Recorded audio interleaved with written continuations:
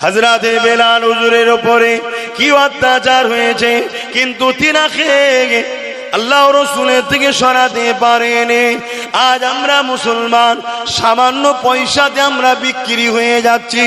মাফ করবেন, ব্যক্তিগত কাউকে আঘাত দিচ্ছি না, চেষ্টা করছি আমি যদি নবী পাকের সঙ্গে জুড়ে যেতে পারে। আরে জুলুম তো হবে, আবু জেহেল তো থাকবে, উতবা তো থাকবে, সাইবা তো থাকবে, আবু লাহাব তো থাকবে। যদি উমাইয়া না থাকে, বেলাল যে আল্লাহ রাসূলকে ভালোবাসে, কতটা ভালোবাসে, এই ওয়াজ যে তোমাকে আমরা শোনাই, এই ওয়াজ তাহলে কি করে শোনাবো? দুনিয়া কি করে জানবে প্রেমিক কাকে বলে? এ যুবকেরা, তরুণীরা, বাপেরা, এই জালিম আল্লাহ পাক পাঠায় মুমিন মুমিনাদের ইমানের পরীক্ষার জন্য। ওই জালিম আল্লাহ পাঠায় মুনাফিকদিগকে শাস্তি দিবার জন্য। এ যুবকেরা, তরুণীরা, বাপেরা, আবু জেহেল, উতবা, সাইবারা, উমাইয়া থেকে শুরু করে হযরতে বেলাল হুজুরের উপরে কত জুলুম অত্যাচার করেছিল।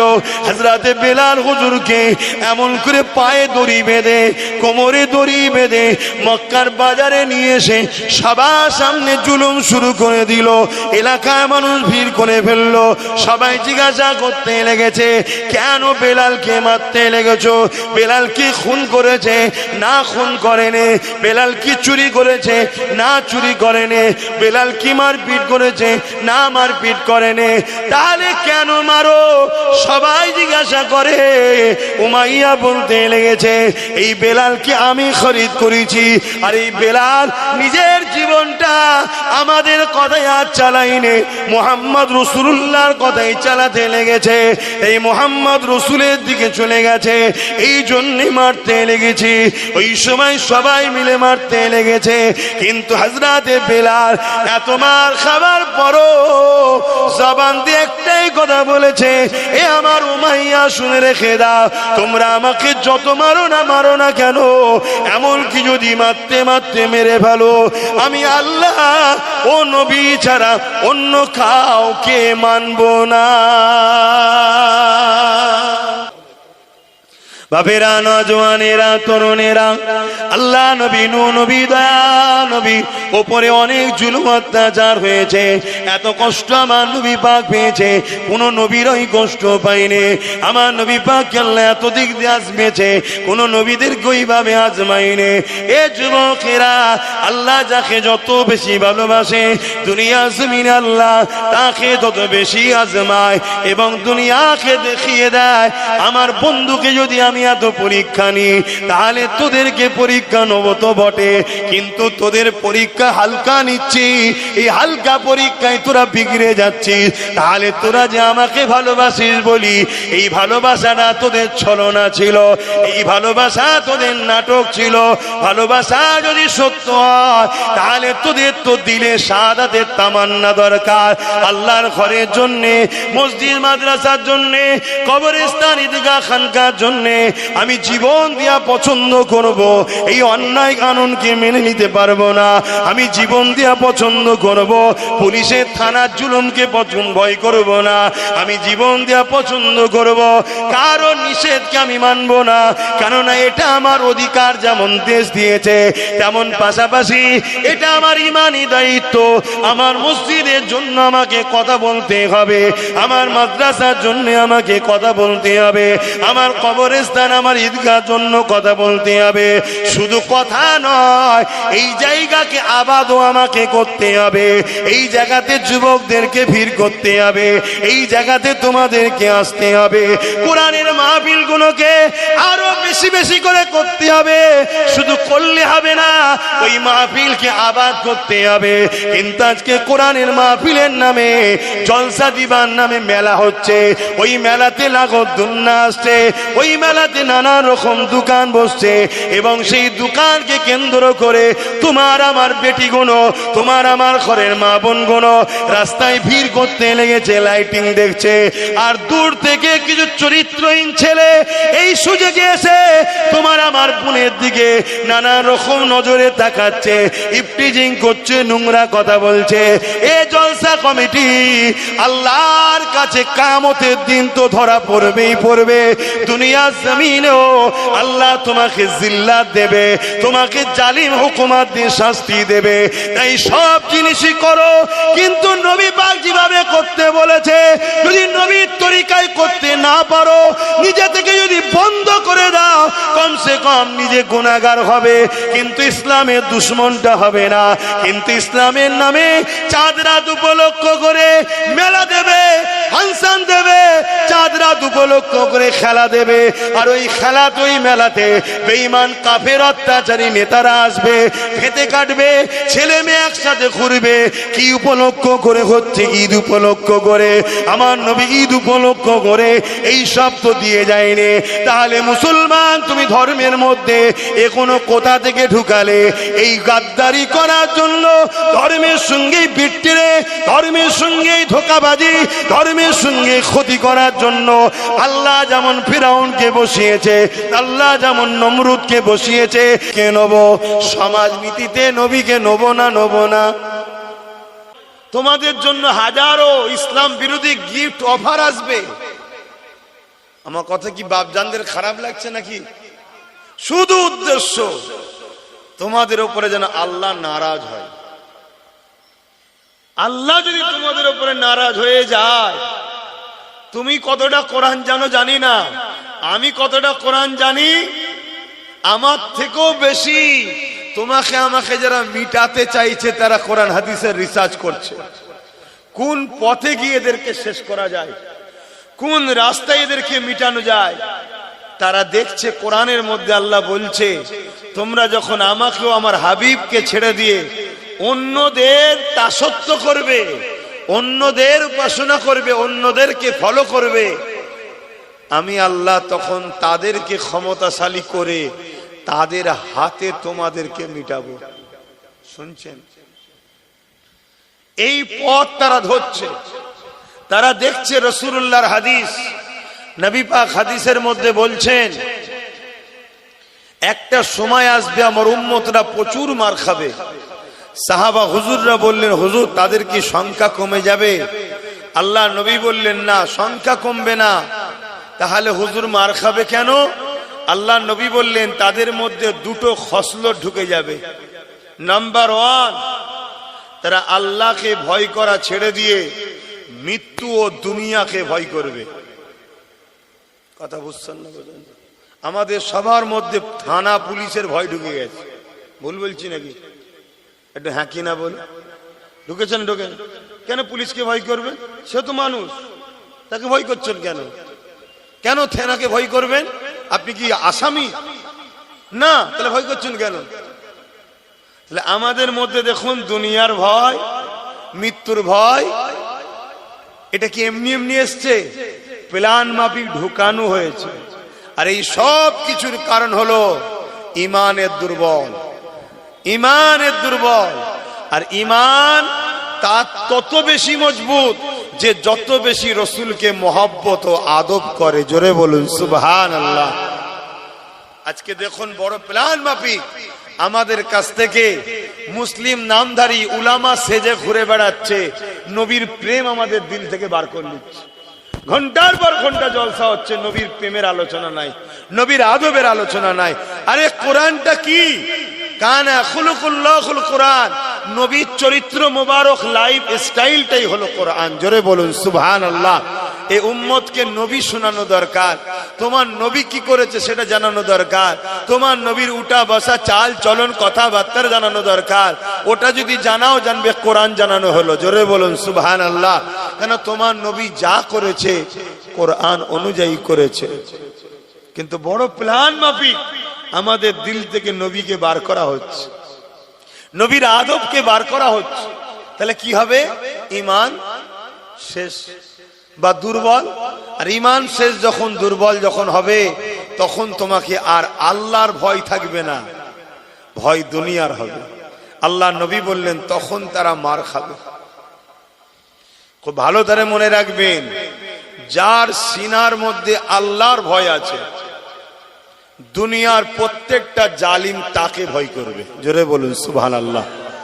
নাই বলুন তো, এক মঈনুদ্দিন আজমিরি ভারতবর্ষের জমিনে আসতে চাইছে, তৎকালীন সময় ভারতের জালিম শাসকগুলো প্রত্যেকটা বর্ডারকে আটকে দিল। কেন? তিনি তো কোনো যোদ্ধা নয়, তিনি তো কোনো রাজা নয়, তিনি তো একটা ব্যক্তি, একজন একা আসছে, ভয় খেচ্ছে। কেন? গণকাররা বলেছে একজন আসছে, তার কাছে প্রভুর দিয়া পাওয়ার আছে, প্রত্যেকটা অন্যায় তার কাছে মিটে যাবে। জোরে বলুন সুবহানাল্লাহ। তো ভয় খাচ্ছে কারা? তৎকালীন সময় অন্যায়কারী শাসক যারা ছিল, শুনছেন, তারা ভয় খেয়ে গেল। তারা প্রত্যেকটা বর্ডারকে সিল করছে। মিলিটারি সৈন্য তৎকালীন সময় যে সিস্টেম ছিল, ওই সিস্টেম দিয়ে সব ঘিরে দিচ্ছে। গরিবে নওয়াজকে রোকো। রুখতে পেরেছিল? বলো যুবক, পেরেছিল? কেন পারল না? গরিবে নওয়াজের অন্তরে সিনার পাওয়ার ছিল, ইমানের পাওয়ার ছিল। জোরে বলুন সুবহানাল্লাহ। খুব ভালো করে মনে রাখবেন, যার দিলে আল্লাহর ভয় আছে, দুনিয়ার জালিম তাকে ভয় করবে। আর যার দিলে আল্লাহর ভয় নেই, তার ভয় দুনিয়া সবাই হৃদয় থেকে আল্লাহ তুলে দেবে। তাই জালিম তখন তার উপরে জুলুম করার সাহস পাবে।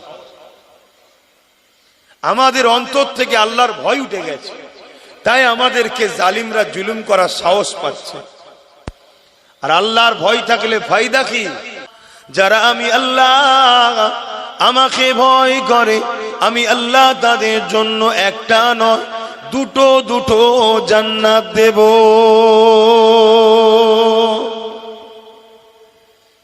এবারে প্রত্যেকের উচিত নিজের সিনাকে প্রশ্ন করা, আল্লাহর ভয় আছে না না? যদি আল্লাহর ভয় থাকে, পাপ কাজ করতে গেলেও আল্লাহর ভয় তোকে বাঁচিয়ে আনবে।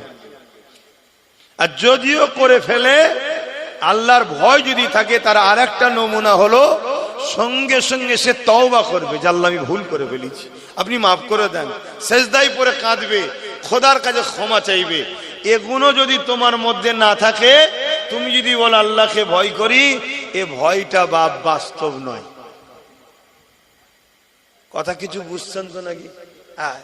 আর আল্লাহর যার দিলে ভয় আছে, দুনিয়ার কোন জালিমকে সে ভয় করবে না, দুনিয়ার কোন অত্যাচার ব্যক্তিকে সে কখনো ভয় করবে না। সে শুধু ভয় একজনকে করবে। তাকে যদি কামানের সামনে রেখে দেওয়া হয়, তখনও সে বলবে আল্লাহ আছে। জোরে বলুন সুবহানাল্লাহ। এটাই তো ভয়। আল্লাহ নবী সাহাবাদিগকে বললেন, বাবারা, দ্বিতীয় কারণ হলো আমার উম্মতিরা মার খাবে। তাদের অন্তরেতে লোভ লালসা দুনিয়ার এসে যাবে। এই দুনিয়ার লোভ লালসা তারা এমন করে দুনিয়াদার হয়ে যাবে, এই জন্যে তারা লাঞ্ছিত অপমানিত হবে। আল্লাহ নবী জানিয়ে দিলেন, যেমন একটা পাত্রে খাবার দিলে ক্ষুধার্ত পশুগুলো এই খাবারের উপরে ঝাঁপিয়ে পড়ে, একটা সময় আসবে আমার উম্মতিদের উপরে জালিমরা ঝাঁপিয়ে পড়বে। আমরা সোশ্যাল মিডিয়ায় দেখতে পাচ্ছি, এক দল ভিড় এসে মুসলমান গুলোকে ধারালো অস্ত্র দিয়ে টুকরো টুকরো টুকরো টুকরো করে কাটতেছে, তাদেরকে বিভিন্ন ভাবে ঝাঁপিয়ে পড়ে মেরে দিতে লেগেছে। আল্লাহ নবীর হাদিস অক্ষরে অক্ষরে মিলে যাচ্ছে। আর সত্যি আমরা আল্লাহর ভয় ছেড়ে দিয়ে দুনিয়ার জালিম শাসকদের ভয় করছি, জালিমদের ভয় শুরু করেছে, কিন্তু আল্লাহকে ভয় করা বন্ধ করে দিয়েছে। দ্বিতীয় নম্বর হলো, আমরা দুনিয়াদার লোভ লালসায় পড়ে গেছি। এই লোভ লালসায় পড়ে যাওয়ার জন্য আজকে ক্ষুধার্ত পশুর মতো আমাদের ওপরে ভিড় ছাপিয়ে পড়ছে। নবীর কথা মিলছে না মেলে না? একটু একই না বলেন না? তাহলে এ থেকে উপায় কি? এ থেকে পরিত্রাণটা কি? এ থেকে পরিত্রাণ ওই একটাই, যে কারণে মার খাচ্ছ কারণ ছাড়তে হবে। ভয় কাউকে করলে হবে না। সুস্থ নাকি সারা জীবন বেঁচে থাকবে, একবার মরণ আছে না? না, তারও দুটো হাত, তোমারও দুটো হাত। সে নয় ক্ষমতার আসনে বসে আছে, মানুষ তো। তুমি যখন অন্যায় করো না তো ভয় করবে কেন? তাহলে ভয় একমাত্র আল্লাহকে করতে হবে। দ্বিতীয় নম্বর, লোভ লালসা ছাড়তে হবে। আর লোভ লালসার কথা বললে বাপ, আমরা মোল্লা মলি সাহেবরাই তো এখন নম্বর 1-এ চলে গেছি লোভ লালসায়। অনেকে আমার অজে আবার কষ্ট পায়, কিন্তু সবাই নয়। আব্বাস খারাপ বলে সবাই কি খারাপ? অনেক ভালো ভালো উলামারা আছে, ভালো ভালো ইমাম আছে, নামাজি মোত্তাকি অনেক আলেম রয়েছে, অস্বীকার করছি। তবে কিন্তু বাপ, এই ধ্বংসের পিছনে আমাদের উলামাদেরও একটা হাত আছে, আছে না? না বাপেরা, নওজওয়ানেরা, ইসলাম কাকে বলে সেটাই তো বুঝলাম না। আল্লাহ পাক কোরআনের মধ্যে জানিয়ে দিলেন, কুনতুম খায়রা উম্মাতিন উখরিজাত লিন-নাসি তা'মুরুনা বিল মারুফ ওয়া তানহাউনা আনিল মুনকার। অন্যায় মিটিয়ে দাও, ন্যায়কে প্রতিষ্ঠিত করো, এর নাম হলো ইসলাম। এ যুবকেরা, তরুণেরা, বাপেরা, আল্লাহ নবী জানিয়ে দিলে অন্যায় দেখলে হাত দিয়ে রোখো। হাতে যদি ক্ষমতা না থাকে, অন্যায়ের বিরুদ্ধে তুমি মুখ দিয়ে প্রতিবাদ করো। যদি মুখে ক্ষমতা না থাকে, এ দুনিয়ার মানুষেরা অন্যায়কে ঘৃণা করে তা থেকে দূরে সরে যাও। কিন্তু বড় দুঃখের বিষয়, এই 3 নম্বরটা হলো বড় দুর্বল ইমানের পরিচয়। কিন্তু এই 3টের মধ্যে কোনোটা যদি বৈশিষ্ট্য না থাকে, আল্লাহ নবী বললেন তার মধ্যে ঈমান বলে কিছু নাই। তাহলে অন্যায় দেখলে হাত দিয়ে রোখো। হাতে যদি ক্ষমতা না থাকে, মুখ দিয়ে বলো। মুখেও যদি না পারো, অন্তর থেকে ঘৃণা করো। যদি এই 3টের মধ্যে কোন নমুনা তোমার মধ্যে আমার মধ্যে না পাওয়া যায়, রাসূল বললেন তার মধ্যে ঈমান নাই।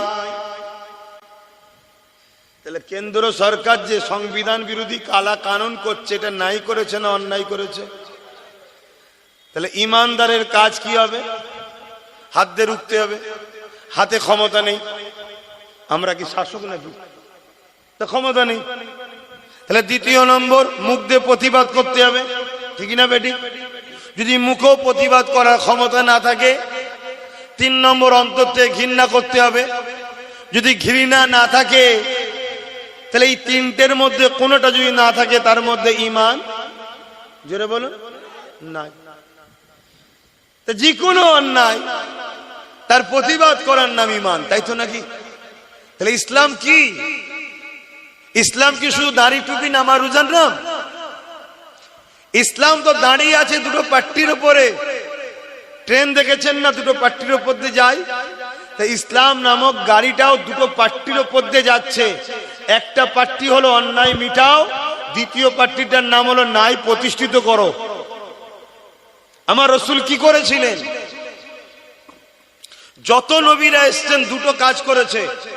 এখানে উলামারা রয়েছেন, ইমাম সাহেবরা রয়েছেন, অবশ্যই তেনারা আলেম, ভুল হলে ধরিয়ে দেবেন, কোনো অসুবিধে নেই। আপনারা পীরের আওলাদ বলে মানেন তো নাকি? তাহলে পীরের আওলাদ ভুল করলে, ভুল করে জাহান্নামে যাক, এটা চান নাকি আপনারা? তাকে ধরানো দরকার আছে না নাই? কিন্তু সেটা ধরানোর মধ্যে একটা ভালোবাসা যেন থাকে, হিংসা না হয়, রাগ না হয়। তাহলে আবার দুঃখ লাগবে যে মানুষ মাত্র ভুল হতে পারে, তুই রাগ মিটাচ্ছিস কেন? ঠিক না? এই কানে পোকা ঢুকে যাচ্ছে, নাকে পোকা ঢুকে যাচ্ছে, কি ওয়াজ হবে? এইগুলো সব বুঝতে হয়। এজন্য উচিত এই দূর থেকে হ্যালোজেন মারা। কেন? এখন তো পোকা থাকবে, আলো থাকলে তো পোকা আসবে। তাই কি ওয়াজ করবো আমি এইভাবে? হ্যাঁ, আবার একটা পোকা আছে, সে লাগার পরে আবার চুলকাবে। আবার একটা পোকা আছে, চোখে ঢুকলে হু করে জ্বলবে। কথা, আল্লাহর সৃষ্টি কত ধরনের। তবে আমি একটা খুশি সংবাদ এখানে দেবো, যদি ইমানদার হও সুবহানাল্লাহ খুব জোরে বলতে হবে। বলবো তো নাকি? আহা, আমার নবীর গায়ে কোনো পোকা মশা মাছি বসতো না। জোরে বলুন, আরো জোরে বলো। আল্লাহু আকবার, আল্লাহু আকবার। এটা হলো ইমানের নমুনা, যে আমার হুজুরের শানের কথা শুনলে আমরা খুশি হই। কেন? আমরা তিনাকে ভালোবাসি, তাই তো নাকি? হ্যাঁ, এটা ইমানের বৈশিষ্ট্যের মধ্যে একটা বৈশিষ্ট্য। তো ভাইরা আমার, কি কথা বলছিলাম?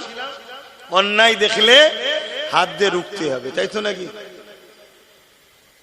গত 10 বছর ধরে আব্বাস সিদ্দিকী বলছে ওয়াকফ যাচ্ছে, বলছে না? বলেন, বলুন। আজকে আমার কথা মিলছে তো? হ্যাঁ, আমি গত 10 বছর ধরে বলছি তোদের মসজিদ তোদের থাকবে না, মসজিদে ঢুকবি AK-47 লে দাঁড়িয়ে থাকবে, ঢুকতে দেবে না। কবরস্থানে কবর দিতে পারবে না, মা বাপদের ঘরে পুড়াতে হবে। আমি আজকেও কিন্তু ওই জায়গাতেই দাঁড়িয়ে আছি, মসজিদে ঢুকতে পারবে না, কবরস্থানে কবর দিতে পারবে না। যদি যেভাবে জীবন যাপন করছে এইভাবে জীবন যাপন করো। আর যদি মনে হয় যে না পরিবর্তন হব, তাহলে তোমার মসজিদে যারা চোখ তুলছে তাদেরকে আল্লাহ অন্ধ করে দেবে, কোনো চিন্তা করো না। আর অবশ্যই তোমার মা বোন ইজ্জতের সাথে আল্লাহর হাওয়ালায় কবরস্থ করেই আমরা দেব। কথা শুনছো? কিন্তু পরিবর্তন হতে হবে। সেই পরিবর্তনের প্রথম রাস্তা হলো একটাই, দুনিয়ায় আমাদের দ্বিতীয় কেউ নেতা নয়, একটাই নেতা, মুহাম্মদুর রাসূলুল্লাহ। জোরে বলুন সুবহানাল্লাহ।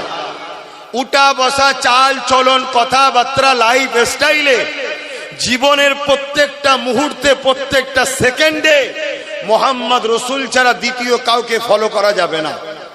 দ্বিতীয় কারো জয়গান নয়, দ্বিতীয় কারো প্রশংসা নয়, সবকিছু মুহাম্মদ রাসূলের জন্য করতে হবে।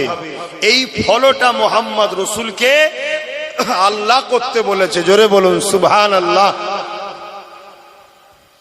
কেন? আল্লাহ কোরআনের মধ্যে বলছেন লাকাদ কানা লাকুম ফি রাসূলিল্লাহি উসওয়াতুন হাসানা। সবথেকে উত্তম মডেল করে আমি মানুষ জাতির জন্য মুহাম্মদ রাসূলকে পাঠিয়েছি। জোরে বলুন সুবহানাল্লাহ। তাহলে মুহাম্মদ রাসূল মানুষ জাতির জন্যই মডেল। সে মুসলমান হোক, হিন্দু হোক, খ্রিস্টান হোক, আদিবাসী হোক, শিখ হোক, পাঞ্জাবি হোক, সবার তিনি রাসূল, সবার তিনি মুহাম্মদ সাল্লাল্লাহু আলাইহি ওয়াসাল্লাম প্রফেট, সবার তিনি মেসেজ দাতা, সবার জন্য তিনি এসেছে। কিন্তু তিনাকে যারা দিল ও মুখ থেকে প্রকৃত মানে তাদেরকে বলা হয় মুমিন মুসলমান। জোরে বলুন সুবহানাল্লাহ। আর যারা মুখে মানে দিলে মানে না তাদেরকে বলা হয় মুনাফিক মুসলমান।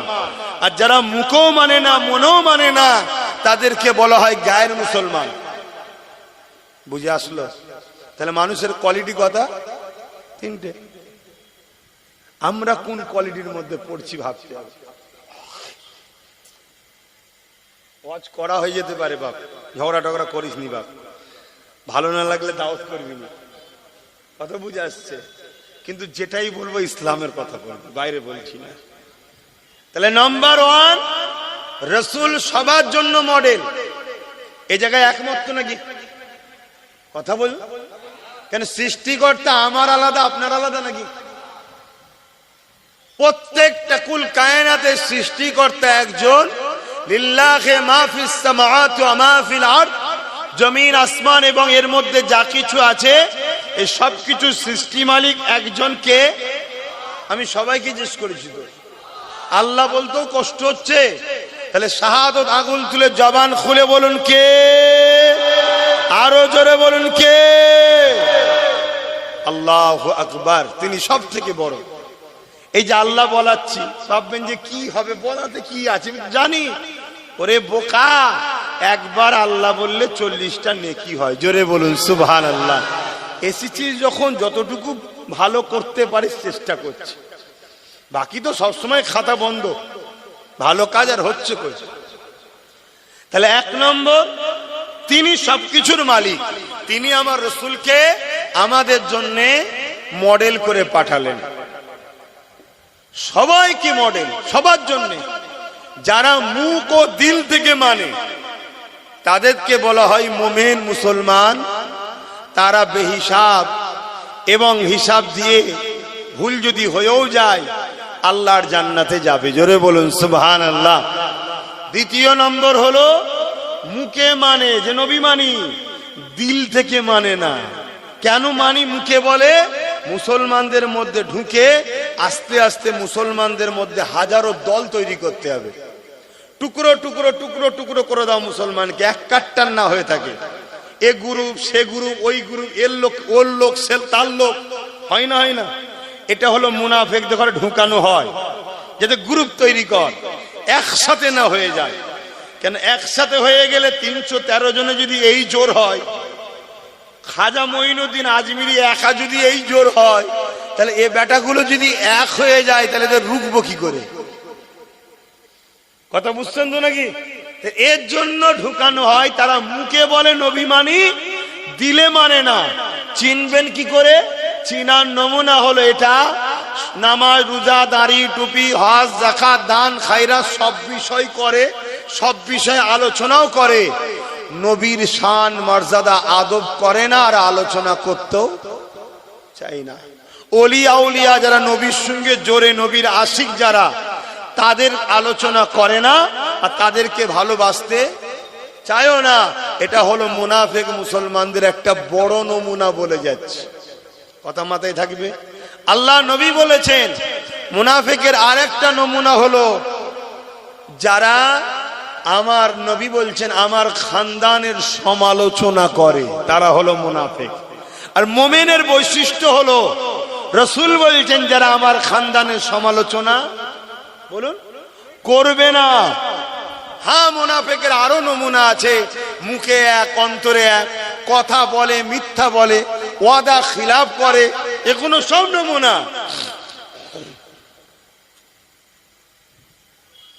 তো সেই জায়গাতে আমার সমস্যা হচ্ছে, পোকা ঢুকে পড়ছে, আর বদমাইশ গুলো ঢুকার জায়গাও খুঁজে পাইনি। কানে ঢুকছে, নাকে ঢুকছে, মুখে ঢুকছে, কি বদমাইশ হয়ে গেছে।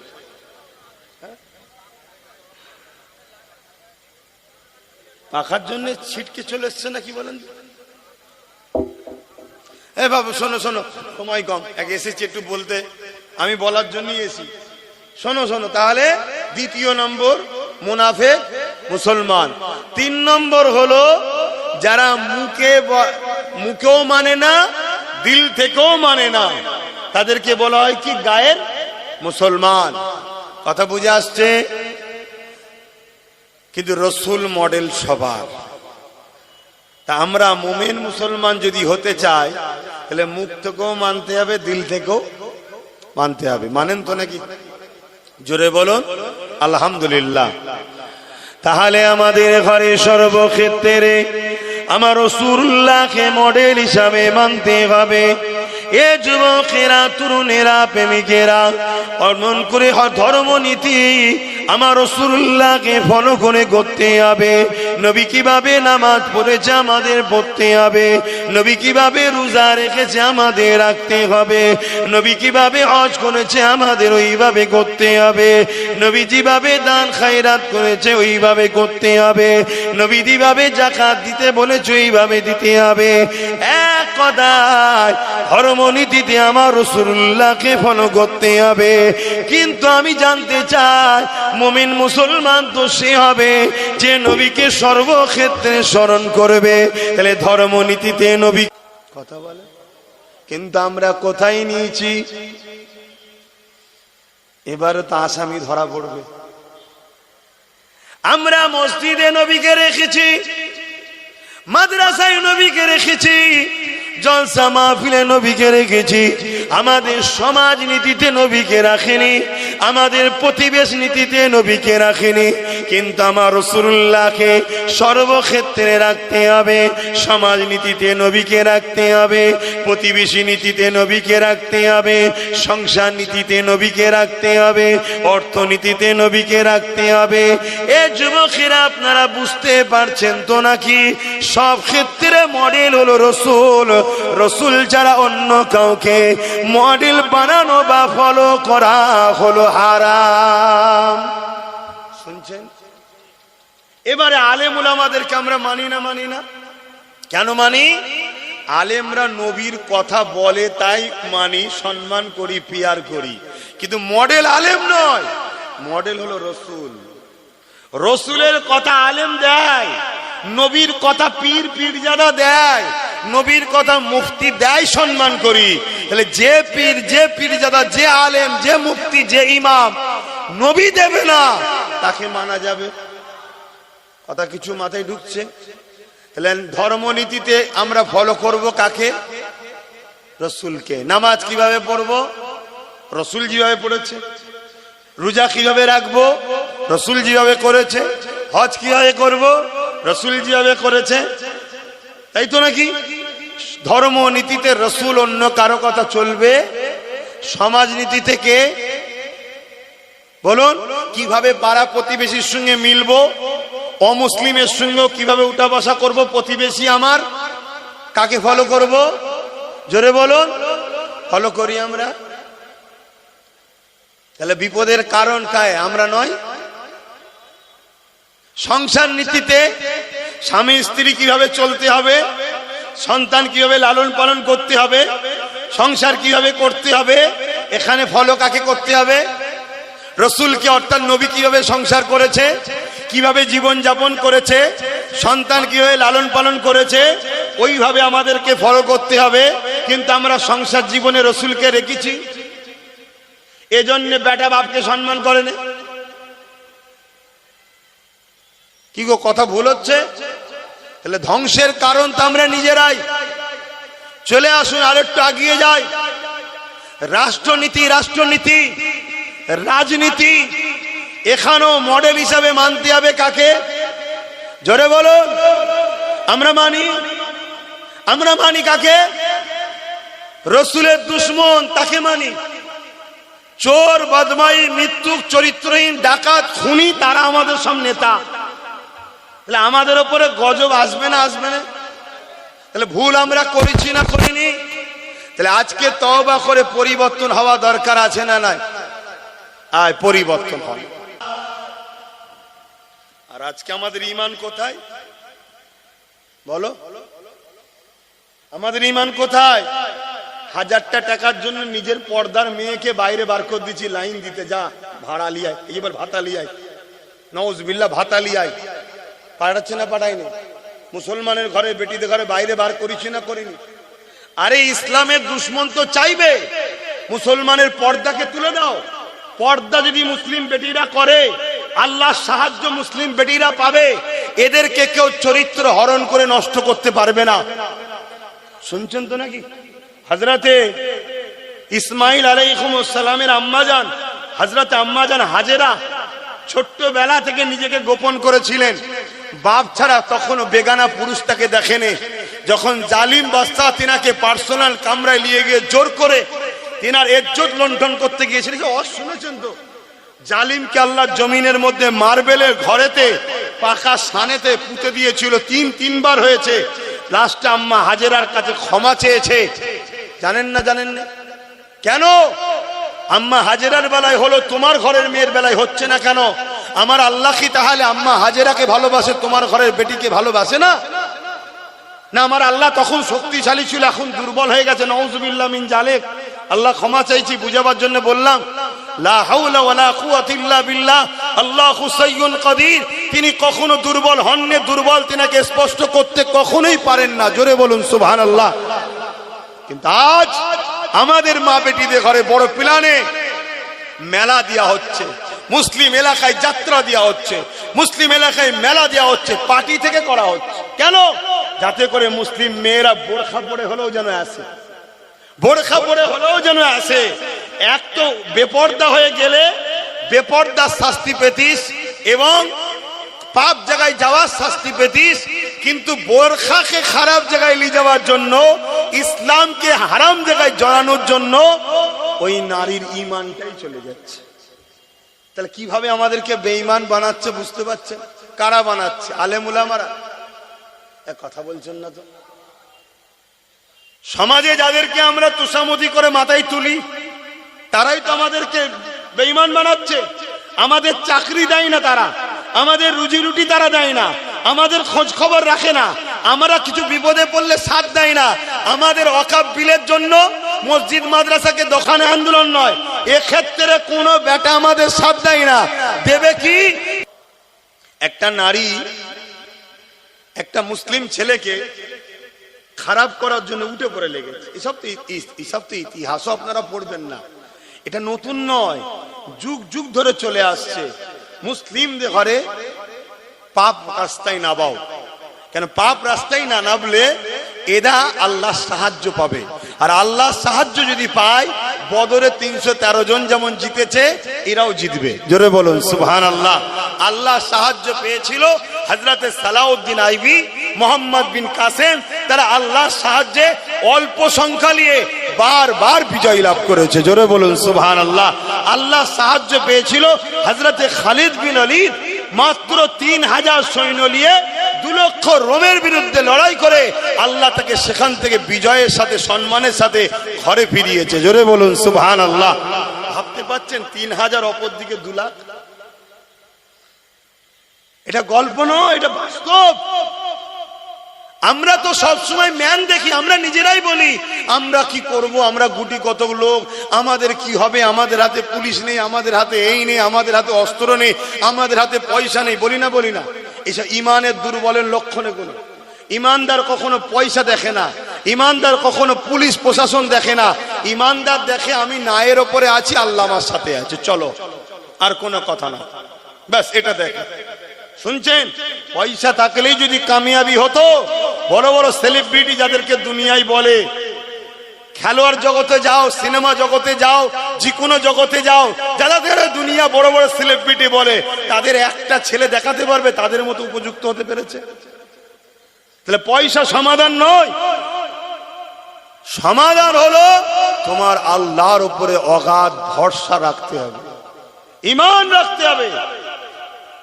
অন্য কোন ধর্মের জাতি সে কিসের উপরে ভরসা করছো, তোমাকে আমাকে ডিপেন্ড করলে হবে না। তো ভাইয়েরা আমার, সর্বক্ষেত্রে রসুলকে মডেল বানাতে হবে, তবেই কামিয়াবি।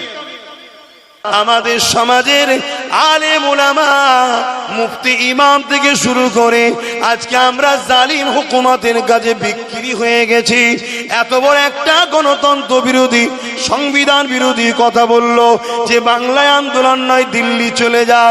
কোন আলেম ওলামা, ইমাম তার বিরুদ্ধে ওই জায়গায় দাঁড়িয়ে কথা বলতে পারলো না? পেরেছে? কেন পারেনি? কোথায় দুর্বল হচ্ছি বুঝতে পারছেন?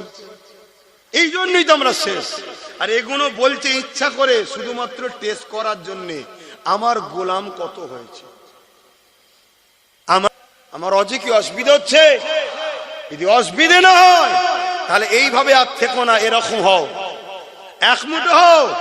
আর এক মুঠো হবে, নেতৃত্ব তার মানবে যে তোমাকে রসুলের সঙ্গে জুড়তে চাইবে। যে রসুলের সঙ্গে জুড়তে চাই না, তার নেতৃত্ব তুমি মেনো না। এবং এটাও শুনে রেখে দাও, রসুল পাক সাল্লাল্লাহু আলাইহি ওয়াসাল্লাম বলেছেন তোমরা কুরাইশের নেতৃত্ব মানবে। কার? কুরাইশের। এটাও শুনে রাখো। দাড়িওয়ালা টুপিওয়ালার অভাব নেই বাপ, মুফতি মৌলানার অভাব নেই, বক্তার অভাব নেই, কিন্তু মনে রাখবেন এজিদের দিকে 13,000 মুফতি মৌলানা আলেম ছিল। মাথায় ঢুকছে? এজিদের দিকে ছিল, আর ইমাম পাক মাত্র 72 জন ছিল। বেশি হওয়া মানেই যে হক হবে এমনটা নয়, হকের মাপকাঠি বেশি নয়, হকের মাপকাঠি দাড়ি টুপি, জুব্বা টুপি, দাড়ি হয় এ কোনো নয়, এ কোনো পরের সিমটম। প্রথম সিমটম হলো কি, ওর দিলে হুজুরের মহব্বত আদব আছে কি দেখ। শুনছেন তো? যদি হুজুরের মহব্বত আদব থাকে, তার পিছনে শক্ত হয়ে দাঁড়াও। কেউ যদি তোমাকে সাহায্য না করে, সাহায্য করবে জিনার সাহায্য ছাড়া আমরা জিততে পারি না, কখনো কামিয়াবি হতে পারি না। আমরা তো নিজেরাই বলি আল্লাহর রহমত ছাড়া কামিয়াবি নাই, বলি না। তা আল্লাহর রহমতটা কি? সূরা আম্বিয়ার মধ্যে আল্লাহ বলছেন, ওয়ামা আরসালনাকা ইল্লা রাহমাতাল লিল আলামিন। আমার রহমত মুহাম্মদ সাল্লাল্লাহু আলাইহি ওয়াসাল্লাম। জোরে বলুন সুবহানাল্লাহ। তামাম আলমের জন্য যিনাকে রহমত করে পাঠিয়েছে। তাহলে রসুল ছাড়া বিজয় আছে? তাই তো বিজয় নেই আমাদের, তাই তো মার খাচ্ছি। আমাদের যুব সমাজের দিলে নবী কই? আমাদের যুবকরা জানে ওদের লিডারটা কে? ওরা সামান্য একটু কারো ক্ষমতা দেখলে তার পিছনে ছোটে, যে ক্ষমতার সঙ্গে একটু গা ভিসিয়ে চলতে হয়। তো ক্ষমতার সঙ্গে যদি গা ভেসিয়ে চলতে হয়, তো মোহাম্মদ রসুলের ক্ষমতা জানো? মোহাম্মদ রসুলের ক্ষমতা কি? মোহাম্মদ রসুলের ইশারায় চাঁদটাও দুটুকরো হয়েছে, জোরে বলুন সুবহানাল্লাহ। মোহাম্মদ রসুলের ক্ষমতা কি? মোহাম্মদ রসুলের ইশারাতে সূর্য পর্যন্ত দুপারা ফিরে এসেছে। আপনি বলবেন সেদিন ছিল এখনো নেই, না বন্ধু, মোহাম্মদ রসুলের ক্ষমতাটা কি শোনো। তার একটা জুতোর পায়ে, তিনার জুতোর পায়ের ধুলোরও উপযুক্ত আব্বাস সিদ্দিকী নয়, কিন্তু মোহাম্মদ রসুলের পক্ষে থাকার জন্য যখন ব্রিগেডে উঠছিলাম, যে ইতিহাস লোক দেখেছিল, আজ পর্যন্ত ইতিহাস ব্রিগেডের কখনো কেউ দেখেনি। এটা মোহাম্মদ রসুলের ক্ষমতা, জোরে বলুন সুবহানাল্লাহ, আরো জোরে বলুন সুবহানাল্লাহ।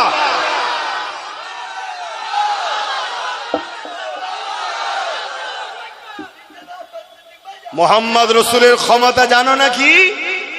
মোহাম্মদ রসুলের একটা গোলাম, একটা গোলাম এই বাংলায় কি কেন্দ্রকে রাজ্য উভয় সরকারের ঘুমকে হারাম করে দিয়েছে, নাম তার নওশাদ সিদ্দিকী। একটা গোলাম। শুনছেন তো নাকি? কষ্ট হলো নাকি কথা শুনে? আরে বাস্তব কথাটা শোনো। তুমি কার পেছনে ছুটছো? তুমি কোন মুসলমানকে কম্পেয়ার করছো? অন্যায় যে করবে সে যদি আমার মায়ের পেটের ভাই নওশাদও যদি অন্যায় করে, তার বিরুদ্ধে আব্বাসকে বলতে হবে, তবেই আব্বাস মোহাম্মদ রসুলের গোলাম হবে। যে আমার ভাই হয়, ও অন্যায় করছে, করুক যা, না, অন্যায় অন্যায়। শুনছেন না শোনেন না?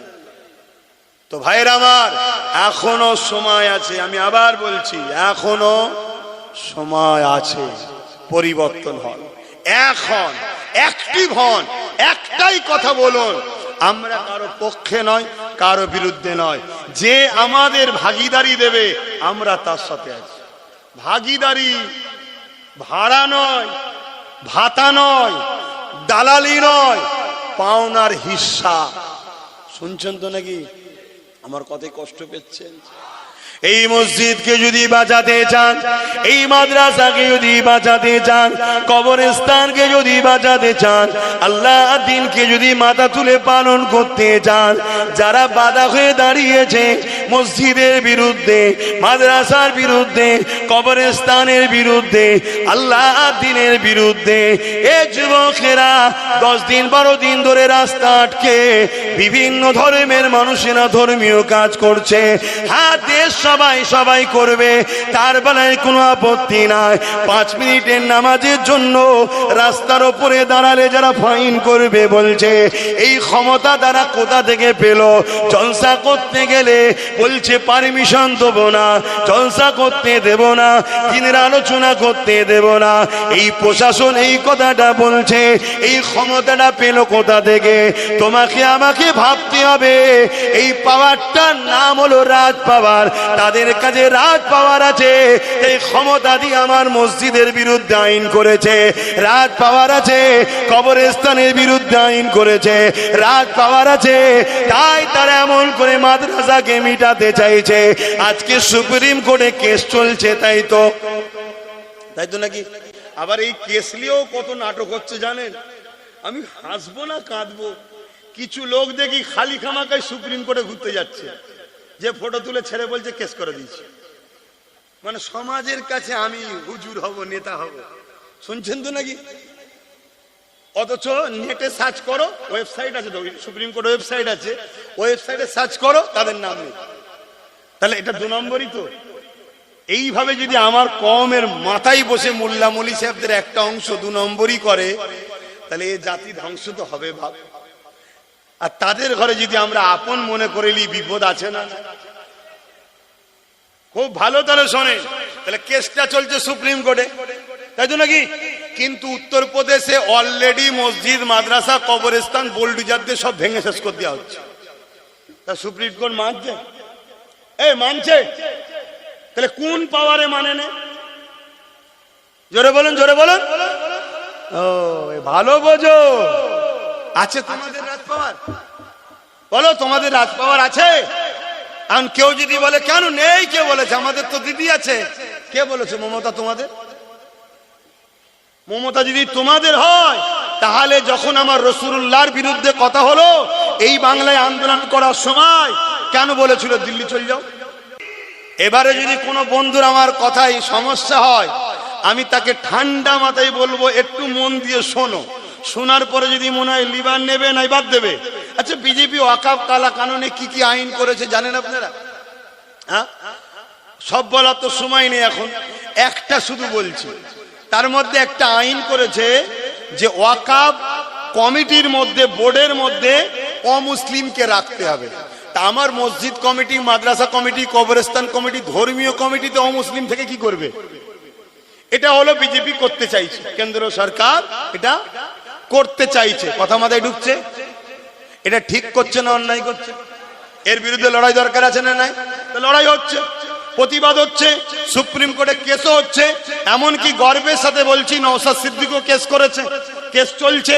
আজকে আবার একটা শুনানি ছিল, কিন্তু তিনি জজ সাহেব রায় দিয়েছে 15 তারিখ আবার শুনানি হবে। কেন 13 তারিখে জজ সাহেবের রিটার্ন আছে। আমি কিন্তু ভয় খাচ্ছিলাম, রিটার্ন যখন আছে ঘাবড়ে না যায়। কেন আমরা দেখেছি বাবরির রায় যে দিয়েছিল তার রিটার্নই ছিল, রায়টা দিয়ে টুক করে বেরিয়ে গেল।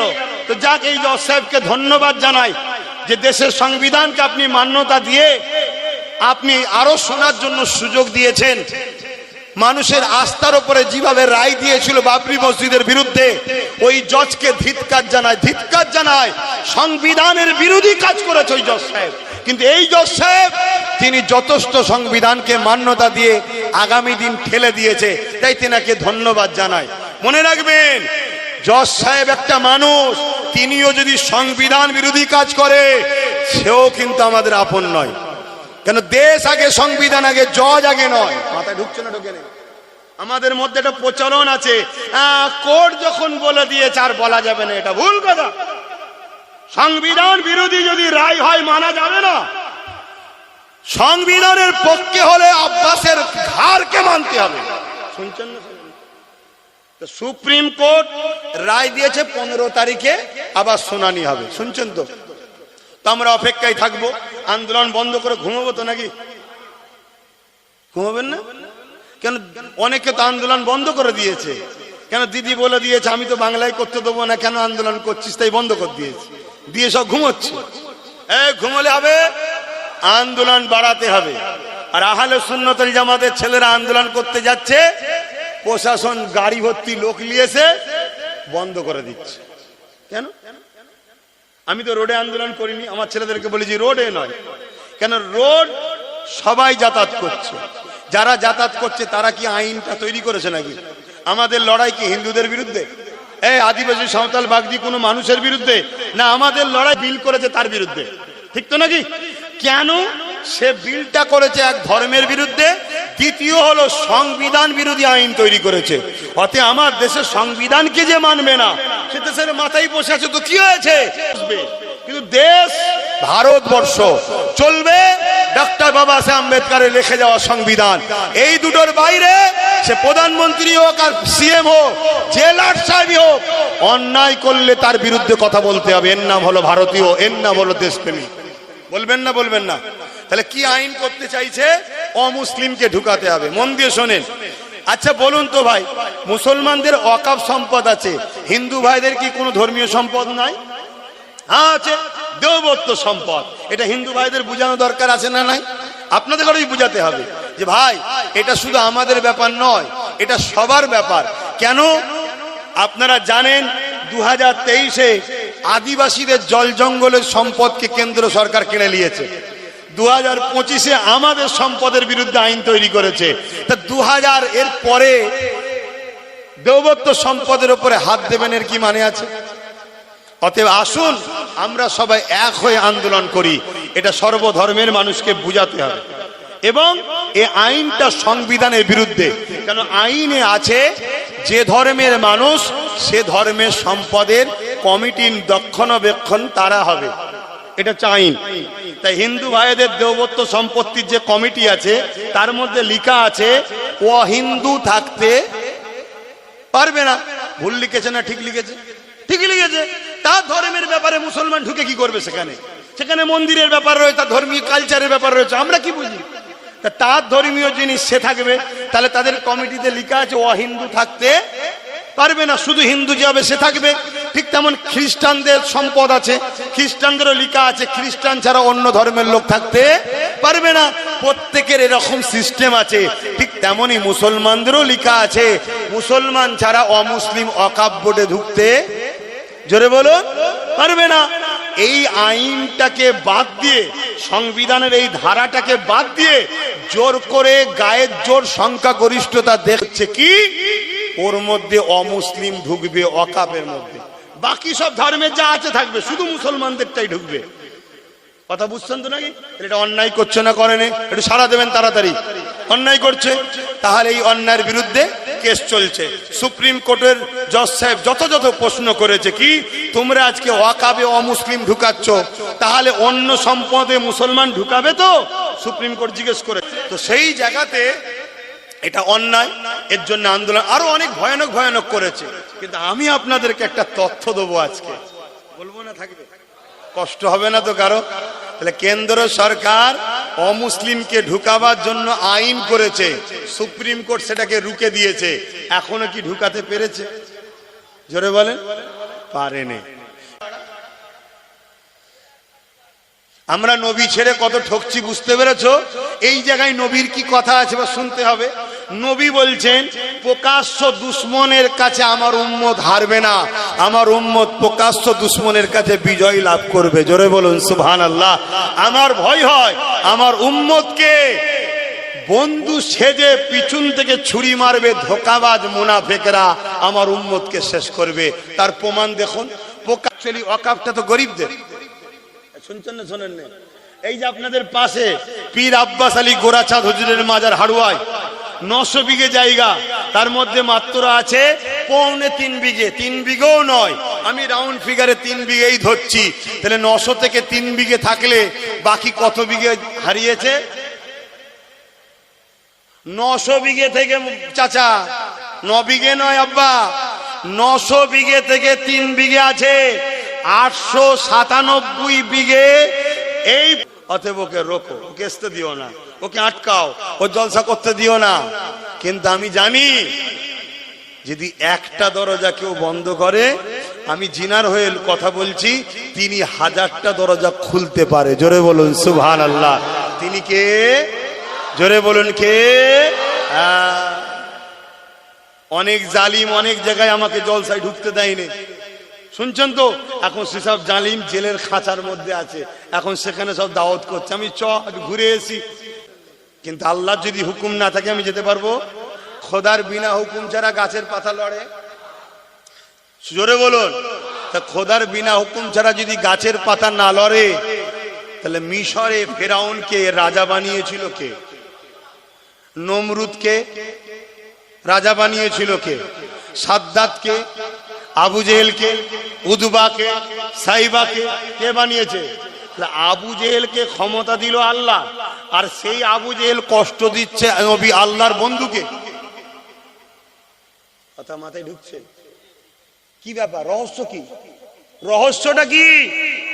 আমার আল্লাহ বলছে তোদের প্রেম আর আমার প্রেম আলাদা।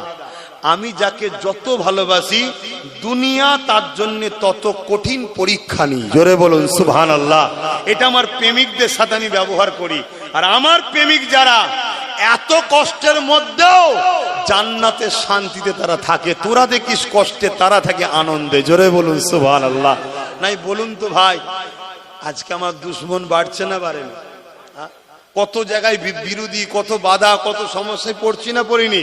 কিন্তু আমি যা আরামে আনন্দে আছি এটা আপনাকে ভাষায় বুঝাতে পারবো না। এই হক কথা বলা, নাই কথা বললে যে কি তৃপ্তি পাওয়া যায়, কি শান্তি পাওয়া যায়, একটা কেউ কখনো বলেনি আমাকে ভাড়াটিয়া দালাল। শুনছেন তো নাকি? খুব মন দিয়ে শুনবেন বাপ, কথাগুলো বুঝবেন। তাহলে আল্লাহর পক্ষে থাকবেন তো, নবীর পক্ষে থাকবেন তো, তাহলে কষ্ট তো হবে, পরীক্ষা তো নেবে। কিন্তু মুনাফিক যদি হও, দুনিয়াতেও কষ্ট, আখিরাতেও কষ্ট। শুনছেন তো নাকি? আমার ওয়াজ একটু উল্টো হচ্ছে নাকি? কি গো ইমাম সাহেব ভাইয়েরা, ওয়াজ উল্টো হচ্ছে? আবার ইমামরা তো হ্যাঁও বলতে পারবে না। কেউ যদি ওইখান থেকে দেখে নেয়, কালকে এসে বলবো তেল হয়েছে না। তাহলে কত বড় মুনাফেক মুসলমান, ও কত বড় গাদ্দার যে ইমামের উপরে কথা বলে, ও হারামখোর, কত বড় হারামখোর যে ইমামের উপরে কথা বলে।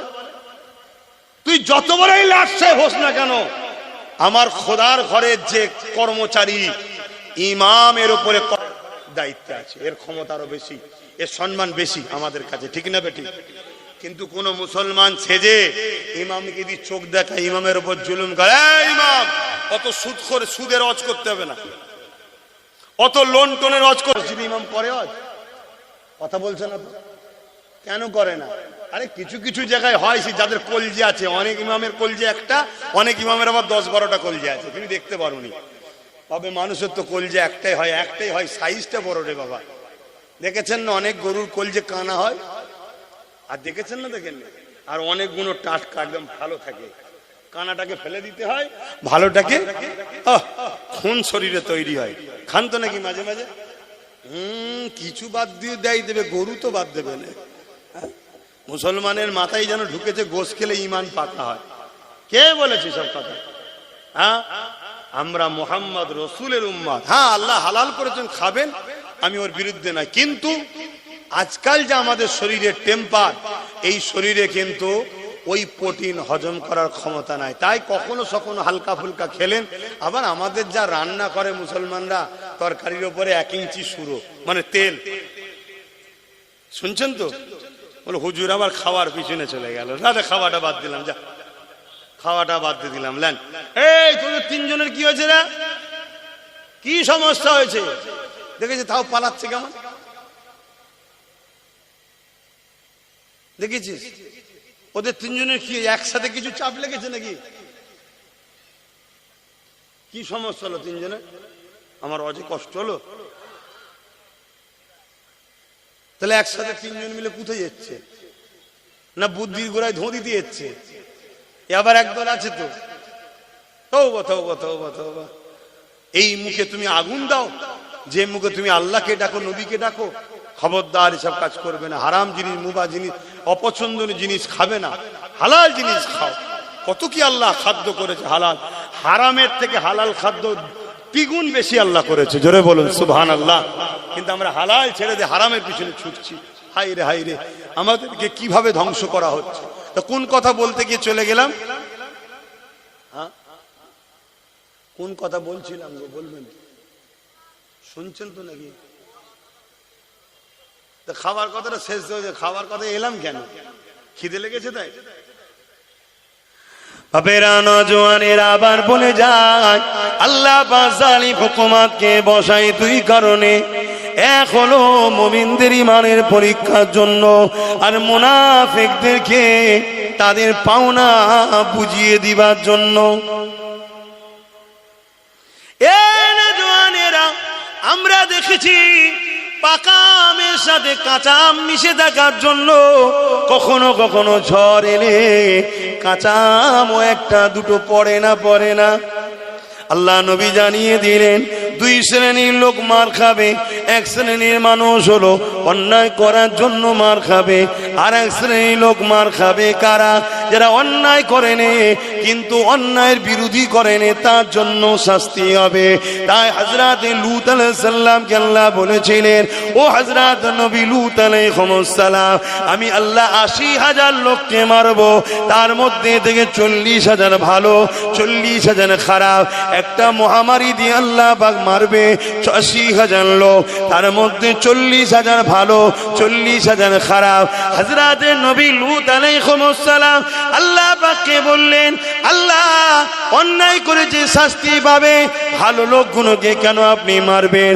আমার আল্লাহ পাক জানিয়ে দিলেন, ও হযরত নবী লূত, ভালো লোকগুলো খারাপ লোকের বিরোধী করে না, উপরন্তু তাদের সঙ্গে মেশে কেন? শুনছেন? তাহলে মার আমরা কেন খাচ্ছি? হয়তো অবশ্যই ইনশাল্লাহ আমরা ইমানদার, বলুন না ইনশাল্লাহ, সন্দেহ নাই। তারপরও মার খাচ্ছি কেন? আমরা খারাপ লোকের হয় অন্যায় দেখে চুপ থাকি, আর নাই খারাপ লোকের সঙ্গে মিশি। শুনছেন তো নাকি? কেন আমি প্রথমেই বলেছি, অন্যায়কে রুকার নাম ইসলাম, ন্যায়কে প্রতিষ্ঠিত করার নাম ইসলাম। শুধু ন্যায় প্রতিষ্ঠিত করার নাম ইসলাম নয়, অন্যায় খতম করে ন্যায় প্রতিষ্ঠিত করার নাম ইসলাম। প্রত্যেকটা মুসলমান গ্রামে ন্যায়ও যেমন আছে, অন্যায় আছে না নাই? তাহলে ইসলাম আছে কোথায়? বল, কমপ্লিট ইসলাম আছে কোথায়? প্রত্যেকটা মুসলিম গ্রামে এতিমের মাল ঝেড়ে খাওয়া হয়, বিধবার উপরে জুলুম হয়, গরিবকে আত্মসাৎ করা হয়, অসহায়ের উপর অত্যাচার করা হয়। প্রত্যেকটা মুসলিম গ্রামের মধ্যে আল্লাহর সৃষ্টির উপরে জুলুম হচ্ছে না হয়নি? এই জুলুমকে মিটাবার নাম ইসলাম। আমাদের মধ্যে আছে কই? তাই আজকে আমরা নিজেরা ভালো হলো জুলুম যদি নাও করি তাও মার খেতে হবে আমাদেরকে। কেন? আমরা জালিমের সঙ্গে মিশি। শুনছেন তো নাকি? হ্যাঁ, বড় জালিমের সঙ্গে না মিশলো ছোট জালিমের সঙ্গে তো মিশি। আমরা মিশি না? অলরেডি মাদ্রাসায় প্রতি বছরে মাদ্রাসার শিক্ষার পরীক্ষাতে ফুরফুরা দরবার দাদা হুজুরের মাদ্রাসায় হয় ফার্স্ট নাই সেকেন্ড, এই দুটোর মধ্যে একটা না একটা ছেলে ওখান থেকে বেরোতো, তাই তো নাকি গো? বলুন না। এই বছরে একটাও নেই। কারণ কি?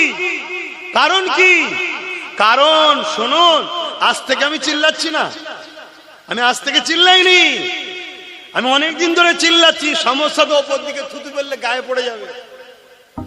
ঘর মে আগ লাগি হ্যায় ঘর কি চড়ক সে, ঘরেও দুশ্মন তো। হ্যাঁ, আজ থেকে চিল্লাচ্ছি। আমি কবে থেকে বলছি, টাইটেল মাদ্রাসায় 14টা শিক্ষক নেই। কটা? 14টা শিক্ষক নেই। একটা প্রতিষ্ঠানে যদি 14টা শিক্ষক না থাকে, ওই প্রতিষ্ঠানে ছাত্র মানুষ হবে? পড়াশোনা হবে? তা পড়াশোনা যখন হবে না, রেজাল্ট তো খারাপই হবে।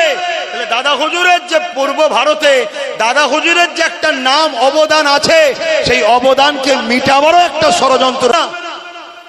আমার কম বুঝবে কি? আরে আব্বাস সিদ্দিকী হুজুর মানুষ, এসব কথা বলবে কেন? আরে হুজুর রেখে দাও। আমার নবী পাক সাল্লাল্লাহু আলাইহি সাল্লাম 11টা বছর ধরে জালিম অত্যাচারী শাসকদের বিরুদ্ধে লড়াই করেছে, তারপরে মেয়ের রাস থেকে নামাজ এনেছে। আসো, নবীর দিন মানি, নবীর দিন মানি, নবীর দিন মানি। সব ডুপ্লিকেট ইসলামের উপরে ঘুরে বেড়াচ্ছে, অরিজিনাল ছেড়ে দিয়ে বসে আছে। এখনো সময় আছে। অন্যায়ের প্রতিরোধ করো, ন্যায়কে প্রতিষ্ঠিত করো, তাহলে দেখবে আল্লাহর পক্ষ থেকে তোমার উপরে সাহায্য আসবে।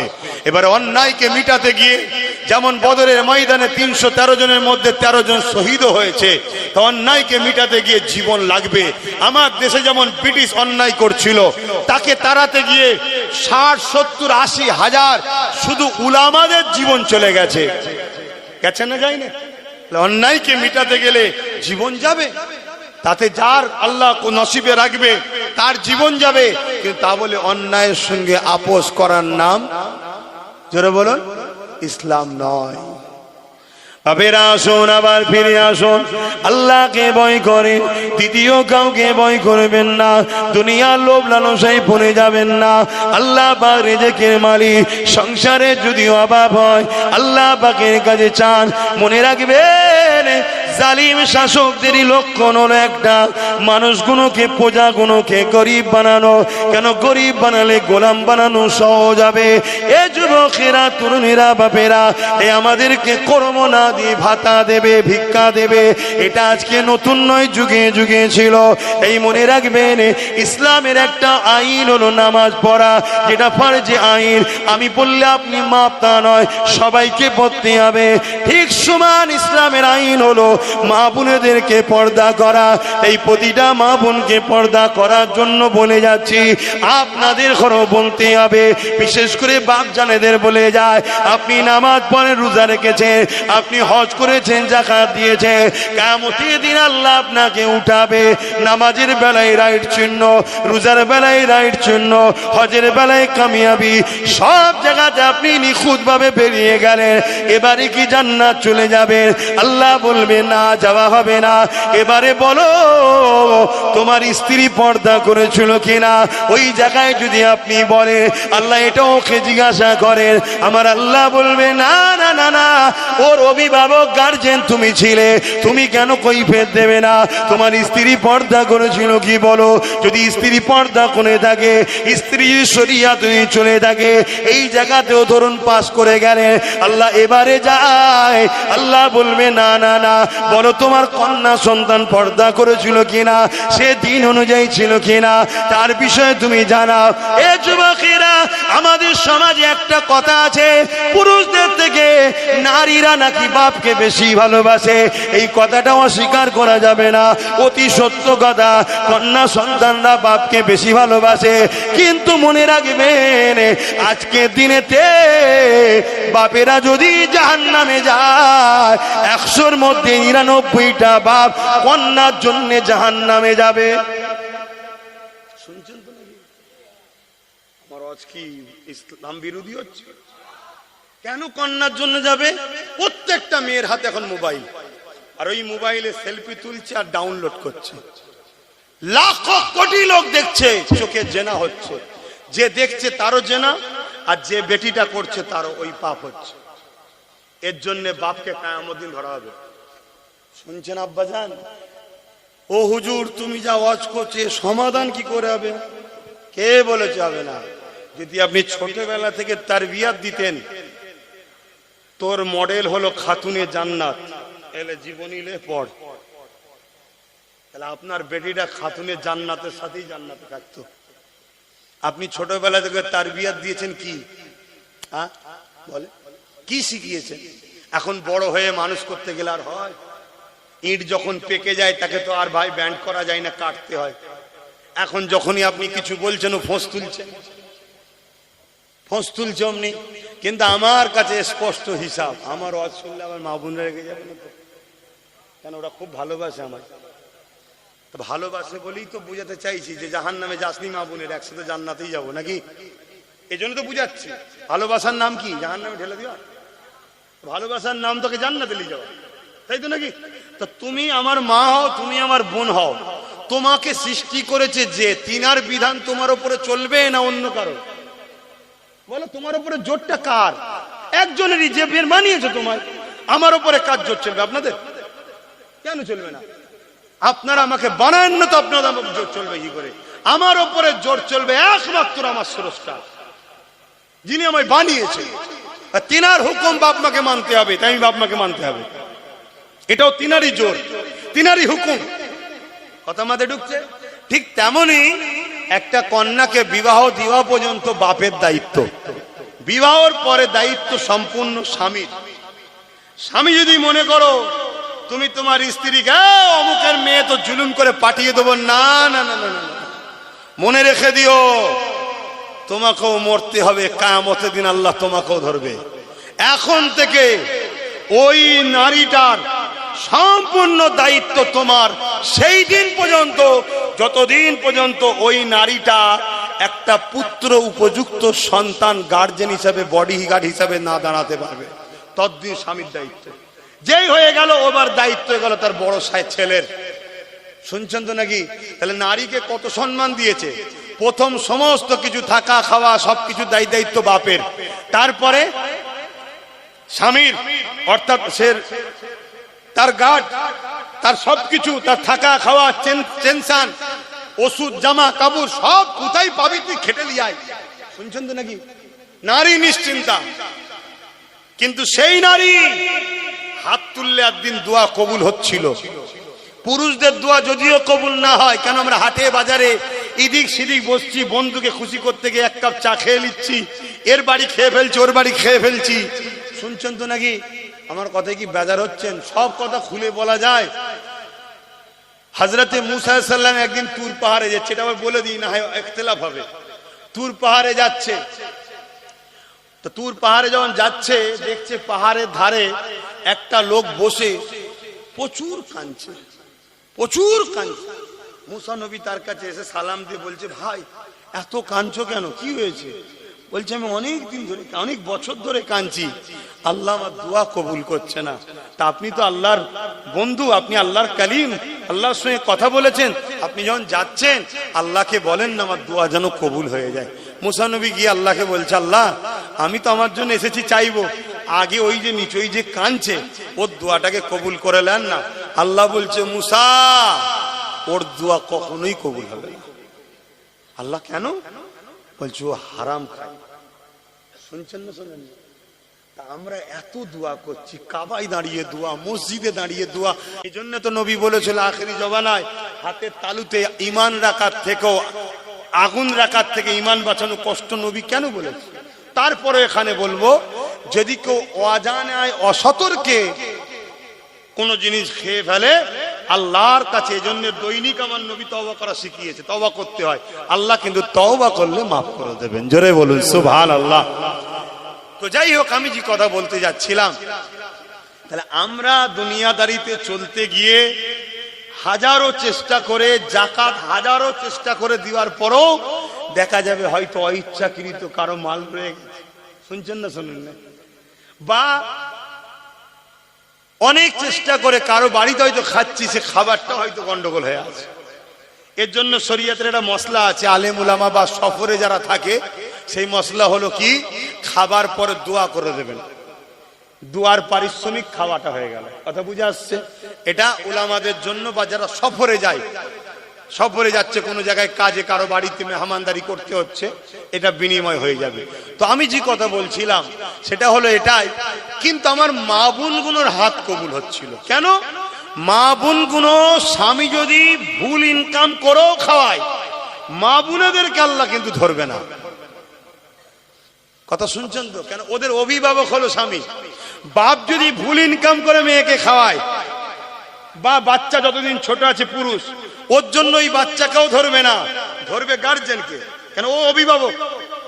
কিন্তু আজকে বড় প্ল্যান করে আমার মা বোনকে সামান্য 1000 টাকার ভিক্ষার নামে কিভাবে নামিয়ে দিল দেখলেন তো? হতে তো পারে এটা সুদের টাকা, হতে তো পারে, মাফ করবেন একটা ভাষা বলছি, কিন্তু বুঝাতে গেলে তো বলতে হবে, হতে তো পারে এই টাকাটা ওই পতিতালয়ের মেয়েদের দেহ বিক্রি করা টাকা, যেখানে লাইসেন্স দিয়ে রেখেছে সরকার। জানেন তো নাকি? কথা বলছে না তো? আমার অজ কি ভুল হয়ে গেল নাকি? আমি তো জানিনি বাপ, আর কিভাবে ওয়াজ করলে আপনারা খুশি হবেন। আমি তো আপনাদের খুশি করার জন্য এসিনি। আমি তো, যিনি আমাকে এখানে নিয়ে এসে বসিয়েছেন, কে? আমার মুখ দিয়ে কথা বার করছে কে? অনেক সুন্দর চেহারা আছে, কানও শুনতে পায় না, মুখও বলতে পারে না, আছে না নাই? মুখ থাকলেই যে কথা বলবে এমনটা ব্যাপার নয়, আর আজ বলছি কালকেও যে বলতে পারবে এমনটা ব্যাপার নেই, খুনিও বন্ধ করে দিতে পারে। তা যিনি আমার কথা চালাচ্ছেন, যিনি আমায় বলাচ্ছেন, তা আমাকে তো বলতে হবে তেনার জন্য, নাকি গো? এতে যদি আপনারা কেউ কষ্ট পান, আমার কিছু করার আছে? ওই একটু গাল দিয়ে নেবেন, একটু গাল দিয়ে রাগ মিটিয়ে নেবেন। সেদিন কলকাতায় একটা মিটিং হলো, দেখলেন না? ওয়াকফের বিরুদ্ধে, হ্যাঁ দেখেছেন? একটা মিটিং হলো, সেই মিটিং এ একজন দাড়িওয়ালা, এরকম দাড়ি, মাথায় টুপি দিয়ে আমার বাপ তুলে গাল দিচ্ছে, মা তুলে, দেখেছেন তো নাকি? হায় হায়, এরা আবার বলছে এক হতে হবে। হ্যাঁ এক হতে হবে, আমিও বলছি, কিন্তু মুনাফিকের সাথে নয়, মুমিনের সাথে। আর মুমিন চিনার নমুনা কি? প্রথমে বলেছি, বলো জোরে বলো। যার রসুলের দিকে আদব ও প্রেম আছে, সে যে কোনো সিলসিলা হতে পারে, দেওবন্দি হয়েছে, তাবলীগ হয়েছে, ফুরফুরাওয়ালা হয়েছে, বেরেলি, আরে কারো কোনো জায়গায় উস্তাদ আছে, পড়াশোনা করছে। যদি তোমার সঙ্গে আমার জুজিয়াত মসলার লড়াই থাকতে পারে, আমাদের সঙ্গে অনেক সিলসিলা জুজিয়াত মসলার লড়াই আছে। আজানটা মসজিদের বাইরে দেবে না ভেতরে দেবে, ফাতিহা খাবার সামনে নিয়ে করবে না হাড়িতে ওখানে থাকবে এখানে করবে, এরকম জুজিয়াত কিছু লড়াই আমাদের মধ্যে আছে। এই লড়াইটা বড় লড়াই নয়, কিন্তু আকীদার লড়াই হলো হুজুরকে নিয়ে। যাদের হুজুরের বেলায় আকীদা নেই, তাদের সঙ্গে মিশা হারাম, চলবে না, তারা মুসলমানই নয়। শুনছেন তো নাকি? জুজিয়াত মাসলা লড়াই হয়েছে, ও তুমি তোমার শায়েখকে মানগে যাও, তুমি তোমার আমিরকে মানগে যাও, তুমি তোমার পীরকে মানগে যাও, আমি জবানার মুজাদ্দেদকে মানি। কিন্তু মসজিদ এখন আমাদের সবার, মাদ্রাসা সবার। আসো আমরা সংগঠিত হই, একতা হওয়ার দরকার আছে না নাই? কিন্তু কাদের সাথে? যাদের আকীদা নবী মরে গেছে তার সাথে একতা হবে। যাদের আকীদা কিয়ামতের দিন নবীও ভ্যাল ভ্যাল করে চেয়ে থাকবে, তাদের সঙ্গে একতা হবে। তাহলে আল্লাহ সাহায্য পাবেন? আল্লাহ তো মেরে ফেলবে আরো। হ্যাঁ একতা হব। হ্যাঁ জুজিয়াত মসলা আমি দাঁড়িয়ে সালাম দিই, কেউ বসে দেয়, দাঁড়ানোটা কি ফরজ, ওয়াজিব, সুন্নতে মুআক্কাদা না? এটা প্রেমের ব্যাপার। আমার ভালো লাগে দিই, ওর ভালো লাগে না বসে দেয়। এ নিয়ে তো আমাদের ঝগড়া করা উচিত নয়। আমাদের ঝগড়া আকীদা যার সঙ্গে সমস্যা, আর আকীদা মুহাম্মদ রাসূলের সঙ্গে প্রেম ও আদবের সাথে গাঁট বাঁধার নাম ঈমান। জোরে বলুন সুবহানাল্লাহ। তো অস্ত করেই যাচ্ছি, নামাজ হবে তো? সংক্ষেপ করি নাকি? অনেক সময় হয়ে গেছে, আসেন আর কথা বেরিয়ে লাভ নেই, একটু সালাম দিয়ে লি। ইয়া নবী সালাম। এই ছেলেটা কি করছে? কি করছে? এক হাতে মোবাইলের আর এক হাত কোথায় তো? কি সমস্যা? আল্লাহ, বদমাশি করছো? আমার কথায় কেউ কষ্ট পাচ্ছেন না তো বাপ? আমি কি আমার স্বার্থে চিল্লাচ্ছি? আমি তো আমার আল্লাহ ও রসুলের জন্য চিল্লাচ্ছি, আপনাদেরকে বাঁচাবার চেষ্টা করছি। এবারে বাঁচবেন কি বাঁচবেন না ওটা আমার হাতে ক্ষমতা নেই, বাঁচাবার মালিক আল্লাহ। তবে আল্লাহ বলেছেন যে বাঁচতে চায় আমি তাকে বাঁচাবো। এখানে বাঁচা বলে দুনিয়ায় বেঁচে দেখার নাম বলছি না। আরে মরতে তো হবেই রে বাবা।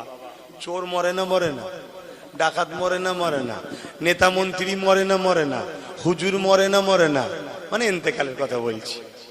তো মৃত্যু তো হবেই, কিন্তু মৃত্যুটা কি রকম হবে? কুকুর ছাগলও তো মরে, তাই তো নাকি? তা মানুষ যদি ওইভাবে মরে, ওই মরণটা কি ভালো? বীরেশ মতো ইসলামের উপরে থেকে জোতের সাথে আল্লাহ যেন মরণ দেয়। বোন আল্লাহুম্মা আমিন। কি হচ্ছে আজকে সমাজে, এটাকে সামনে রেখে তাই আমি আপনাদেরকে গুটি কত কথা বললাম। আসেন, আমার নূর নবী, দয়াল নবী, হায়াতুল নবী, শাফাআতুল নবী, মেরাজ ওয়ালা নবী, সব কিছু জাননেওয়ালা নবী। জোরে বলুন সুবহানাল্লাহ। মানেন তো নাকি? হ্যাঁ, কেউ বলবে রসুল লেখাপড়া জানে না, অক্ষর জ্ঞান জানে না, তার সাথে এক হব? সম্ভব নয় ভাই। আমি মরণকে পছন্দ করি, নবীর দুশ্মনের সঙ্গে বসে ভালো মন্দ খেতেও চাই না।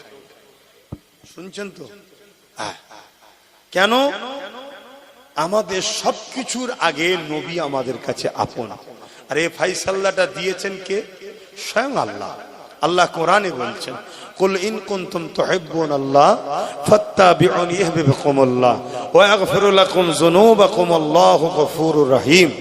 হাবিব, আপনি বলে দিন যারা আল্লাহকে ভালোবাসে এরা যদি সত্যবাদী হয়, আগে যেন আপনার ইত্তেবা করে, আপনাকে অনুসরণ করে। কিন্তু ইত্তেবা অনুসরণ করতে গেলে তার উপরে মহব্বত থাকা দরকার, নাই মানা যায় না। ঠিক তো নাকি গো? তা ফাত্তাবিউনির মধ্যেই ভালোবাসা লুকিয়ে আছে। ভালোবেসে যেন আপনাকে মেনে নেয়, ভালোবেসে যেন আপনাকে অনুসরণ করে। আল্লাহকে যারা ভালোবাসতে চায়, ভালোবাসে বলে, তাদের কাজ হলো আগে নবীকে ভালোবেসে মেনে নিতে হবে, নবীকে ভালোবেসে ইত্তেবা করতে হবে। তাহলে কি হবে? কি হবে? বিকুমুল্লাহ। আল্লাহ বলছে আমি তাদেরকে ভালোবাসবো। জোরে বলুন সুবহানাল্লাহ। আর আমি যাদেরকে ভালোবাসবো, ওয়া ইয়াগফিরু লাকুম যুনুবাকুম আল্লাহু গফুরুর রহিম। আমি আল্লাহকে তারা বড় দয়ালু মেহেরবান পাবে, আমি তাদের জীবনের গুনাহ মাফ করে দেবো। জোরে বলুন সুবহানাল্লাহ। আল্লাহ পরীক্ষা নেবে আমাদের, কি গো নেবে না নেবে না? আমাদের পরীক্ষা নিলে কি আমরা অখুশি? জোরে বলুন। হযরত আব্বাজান ইব্রাহিম আলাইহিস সালামকে যখন চরকিতে তুলে দেওয়া হয়েছে, এবার ঘুরিয়ে আগুনে ফেলা হবে, কেন হাতে করে লিজে ফেলবে, এত আগুনের তাপ, আগুনের কাছে যেতে পারছে না লোক। এই বিশাল একটা গ্রাম নিয়ে যত বড় এলাকায়, এত বড় এলাকায় আগুন জ্বলছে, তার মধ্যে ফেলছে এত বিশাল আগুন, তা কাছে যেতে পারছে না, তা চরকি করে ঘুরিয়ে ছুঁড়ে ফেলে দেবে আগুনে। কথা বুঝলেন? তো এইরকম একটা টাইম চরকি ঘোরা শুরু হয়েছে। এরকম একটা টাইমে বলো, তোমাকে আমাকে যদি কেউ এসে বলে ভাই আমি কোনো হেল্প করব, তুমি আমি তো ভয়েতে কেঁদে ওই রাজাকেই হয়তো বলবো তুই যা বলবি তাই মেনে নেবো, ভাই আমার মারিসনি। হ্যাঁ, এটা ইমানের দুর্বল আমাদের। আর আমাদের আব্বাজান ইব্রাহিম সাল্লামের কাছে জিবরাইল এসে গেছে, এসে বলছে ইব্রাহিম আলাইহিস সালাম আপনি যদি বলেন তাহলে আমি আপনাকে কিছু উপকার করব, এদেরকে এক্ষুনি শেষ করে দেবো। ইব্রাহিম সাল্লাম বলছিলেন খবরদার এখান থেকে চলে যান, ডিস্টার্ব করবেন না। কেন? আল্লাহ ইব্রাহিমের প্রেমের পরীক্ষা নিচ্ছে। জোরে বলুন সুবহানাল্লাহ। আমাকে আগুনে ফেলছে নমরুদ, আল্লাহ কি দেখছে না? আল্লাহ দেখছে না, দেখেনি। তা আজকে আমাদের উপরে এই যে জুলুম হচ্ছে মসজিদ মাদ্রাসা, আল্লাহ জানে না? আল্লাহ দেখে না? এ তো আমাদের জন্য পরীক্ষা। আর আমরা যে ভুলটা করেছি, এই ভুলের জন্য শাস্তি। কি ভুল? আমাদের ছেলেরা মসজিদে আসে না, এটা চরম একটা অন্যায় করেছি আমরা। এজন্য আজকে সুযোগ পেচ্ছে। ভালো ভালো জায়গা আছে আমাদের, যে সব জায়গা কোটি কোটি টাকা দাম। এই চুচুড়ার যে মসজিদ মাদ্রাসায় তালা মেরে দিয়েছিল, জানেন তো নাকি? ওই জায়গার দাম কত? কয়েক হাজার কোটি টাকা দাম। জানেন না? তালা মেরে দিয়েছিল রাজ্য সরকার। আর ওইখানেই পাশে আর একটা কবরস্থান আছে 52 বিঘে, যার এক কাটার দাম হয়তো 1-1.5-2 কোটি টাকা দাম আজকের দিনে। এইসব জায়গাগুলোকে নজরে পড়বেন। এমনি আমাদেরকে তওবা করতে হবে, পরিবর্তন হতে হবে। মসজিদগুলোকে আবাদ করুন। এই যুবকেরা, আল্লাহর ঘর চলে যাবে এটা বড় কথা নয়। আল্লাহ ঘরের মুখাপেক্ষী নয়, আল্লাহ ঘরের দিকে তাকিয়ে নাই। আল্লাহ হাজারো লাখো নতুন ঘর তৈরি করার জন্য লোক তৈরি করে নেবে। জোরে বলুন সুবহানাল্লাহ। জানেন না বাবরি মসজিদে যে প্রথম আঘাত দিয়েছিল, আল্লাহ তাকে মুসলমান বানিয়ে তার হাতে 100 মসজিদ বানিয়ে দিয়েছে। জানেন না? জানেন না? আপনারা জানেন ইউরোপ মহাদেশ, যেমন আমরা এশিয়া মহাদেশ, ইউরোপ দুনিয়া, ইউরোপ মহাদেশ, তাদের সমীক্ষা হচ্ছে আগামী 40-এর মধ্যে পুরো ইউরোপ হবে সংখ্যাগুরু ইসলাম। জোরে বলুন সুবহানাল্লাহ। তাহলে কাদের ছেলে মুসলমান হচ্ছে? তাদের বাপ দাদা কেউ মুসলমান নাই, সব দলে দলে দলে দলে ইমানের কলেমা পড়ে মোহাম্মদ রসুলের প্রেমিক হয়ে যাচ্ছে। তুমি জানো এই এত পিছনে লাগার পিছনে কারণ কি? হ্যাঁ, এই খবরটাও তুমি লাও কি হচ্ছে এখানে, শুনছো তো নাকি? একটা সমীক্ষায় দেখছিলাম, একটা মিডিয়াতে বাইট দিচ্ছিল, কোন এক বাবার কাছে বাইট লিখছে, কোন এক বাবার কাছে বাইট লিখছে। সে বাইটে 30,000 মুসলমান ইসলাম ত্যাগ করে অন্যদিকে চলে গেছে। কত? 30,000। এই রিসেন্ট একজন গেল না,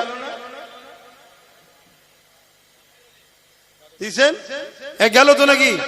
এরকম কত ভূত সাজানো আছে, এরা মাঝে মাঝে বেরোবে আর শুধু বলবে ইসলাম ছেড়ে দিলাম। এই যার কথা বলছেন এর আগে আরো 25 বার বলেছে ইসলাম ছেড়ে দিলাম। কবার গেছিস আর কবার এসছিস? তা বলুন ভাই, পুরো পৃথিবীর লোক যদি ইসলাম ছেড়ে দেয়, আমার আল্লাহ রসুলের অসুবিধা আছে? কোন অসুবিধা নেই তো, যা যেখানে মন যাচ্ছে জানা বাবা। কিন্তু মনে রাখবি, মনে রাখবি, সৃষ্টিকর্তা যেদিন হিসাব নেবে সেদিন জবাবটা দিতে হবে। ঠিক তো নাকি? 30,000 লোক ইসলাম ছেড়ে নাকি চলে গেছে, সমীক্ষা বলছে। কেমন লোক গেছে জানেন না? ওই যে একটা লোক বলল কোরআনে নাকি 26টা আয়াত ভুল আছে, সুপ্রিম কোর্টে কেস করেছিল, কি রেজবি যেন, জানেন তো নাকি? এই রকম সব 2 নম্বর গুণ, ও গুণ থাকাই কি আর না থাকাই কি। যেমন আমার বাংলায় কয়েকটা জালিম গুন্ডা মুসলমান আছে না? কথা বলছে না তো? দুনিয়ার বেঈমান নেতার জন্য মুসলমানদের কেস দেয়, মুসলমানদের খুন করে, মুসলমানদের ঘর ভাঙে, মুসলমানদের উপর জুলুম করে। এই জানেন তো নাকি? অথচ মসজিদ মাদ্রাসার বেলায় তাদেরকে খুঁজে পাওয়া যায় না, আর তার বেঈমান নেতার বেলায় সে তখন সামনে আসে। এরকম কিছু 2 নম্বর মুসলমান, তারা অলরেডি ইমানদার নয়, তারা চুপ করে মুসলমান সেজে আছে, মুসলমানের অংশ ভাগিদারিটা নেবে বলে, নিয়ে বেঈমান নেতাকে শুধু দেবে। শুনছেন তো নাকি? যদি 2 নম্বর মুসলমান না থাকে তাহলে অরিজিনাল মুসলমান কামিয়াবি হবে। নওশাদের মতো যদি আরো 40-50টা কামিয়াবি হয় এই বাংলায় মুসলমান অরিজিনাল, তাহলে এই মুসলমানদের সমস্যা দূর হবে না? হবে না? তাই 2 নম্বর রাখা দরকার। ওই 2 নম্বর গুলোকে শুধু দেখাবে এই তো মুসলমান, এই তো দিয়েছি, এই তো দিয়েছি। অথচ হারামখোর মুসলমানই নয়, ও সেজে আছে। ও আমাদেরকে শুধু ড্যামেজ কন্ট্রোল করে আমাদের যে হিস্সা 10% হোক, 20% হোক, 30% হোক, ওই হিস্সাটাকে নিয়ে ওর ওই বেঈমান নেতার কাছে দেয়। শুনছেন তো নাকি? এটা হলো একটা পলিসি। আমি বুঝাতে পারছি তো নাকি? এটা পলিসি, মানে নোটটাও নেবে, খুচরোটাও নেবে, নিয়ে সব যে দেবে। এজন্য এরা দেখবেন সুযোগের অপেক্ষায় আছে। ঠিক যখন কোনো এমন দিন আসবে এরা দেখবেন ঝুপঝাপ করে সব লাভ মারছে, বলবে ইসলাম ছেড়ে দিলাম, ইসলাম ছেড়ে দিলাম, ইসলাম ছেড়ে দিলাম। সেদিন তোমাদের কি হবে? কথা বলো, তোমরা ছেড়ে দেবে? তোমাদের পাশে কে দাঁড়াবে? এজন্য বলি মাথা ঠান্ডা করে কাজ করো, বোঝো। আজকে যদি বুকে হাত দিয়ে বলো নওশাদের মতো যদি আরো 40টা থাকতো, সুপ্রিম কোর্টে আরো 40টা কেস বাড়তো না কমতো? বাংলা জুড়ে আরো 40টা এরকম ইমানদারের নেতার লড়াই চলতো না? চলতো না? কিন্তু আমার কম বুঝেছে, একদম গুজে গুজে খাইয়েছে। লেন আপনি সব লেন, আপনি সব লেন। আর উনি ঘুমটা দিয়ে ইফতার করে নেয় আর রেড রোডে গিয়ে বলে পুরো ভারতের মুসলমান বিপদে পড়লে আমি আছি তো। আর যখন অন্য অন্য রাজ্য থেকে মুসলিম ঘরের ছেলেগুলো বাঙালি হওয়ার জন্য পিটিয়ে পিটিয়ে খুন করে দিচ্ছে, মারছে, একটা মুখে কথা আছে কেন? কথা বলবেন না কেন? হারে হারে বুঝছেন না, বোঝেন না? যদি বোঝেন শুধরে যান, নয় আল্লাহ বুঝিয়ে দেবে। এবারে অনেক বুঝিয়েছি, এখনো যদি না শুধরান, এবারে ওই আল্লাহ বুঝাওয়া শুরু হয়েছে। আমি গত 1 বছর 5 মাস হলো আগে বলেছিলাম একটা কথা, আপনারা শুনেছেন কি জানি না, যে একটা দিন আসছে আগামী 3 বছরের মধ্যে তোমাদের চোখ দিয়ে পানি নয় রক্ত বেরোবে। শুনেছিলেন এ কথা? আমি অনেক অজে বলেছিলাম, শুনেছেন কি কেউ? যদি কেউ শুনে থাকেন একটু হাত তুলে সাক্ষী দেন। শুনেছেন তো? হাত নামান। 1 বছর 5 মাস চলছে আর 1 বছর 7 মাস আছে। দেখো না আব্বাস সিদ্দিকীর কথা মেলে কি? আমি আবার বলে যাচ্ছি, 1 বছর 7 মাস এর মধ্যেই দেখো না কি ঘটে, শুধু কি ঘটে দেখো না। চোখের সামনে বাপকে বেঁধে বেটির উপর জুলুম হবে, ওপেন। সন্তানকে বেঁধে মা পরিবার বেটিদের উপরে জুলুম হবে, কিচ্ছু করতে পারবে না তোমরা। তোমাদের কিচ্ছু করার নেই। তোমাদেরকে কিভাবে ফাঁসানো হবে সেটা শোনো। তোমরা একটু এলাকায় মুসলমান বেশি, একটু ক্ষমতা আছে, পাওয়ার আছে, এখানেই একজন অমুসলিমকে দিয়ে আমার নবীর বিরুদ্ধে একটা গালিগালাজ করাবে, কার্টুন করাবে। তোমরা সবাই থানায় যাবে, প্রশাসন গুরুত্ব দেবে না। কেন? প্রশাসনকে ওপর থেকে নিষেধ করা আছে। আমি প্রশাসনদেরকে দোষারোপ করছি না, ওপর থেকে নিষেধ করা আছে। তারা চাকরি, হুকুমের গোলাম, চাকরি করে। শুনছেন? তখন তোমরা কি করবে? নবীর উপরে বলেছে, ইসলামের উপরে বলেছে, চুপ থাকা মানে ঈমান যাবে। তাহলে তোমাকে প্রতিবাদে নামতে হবে।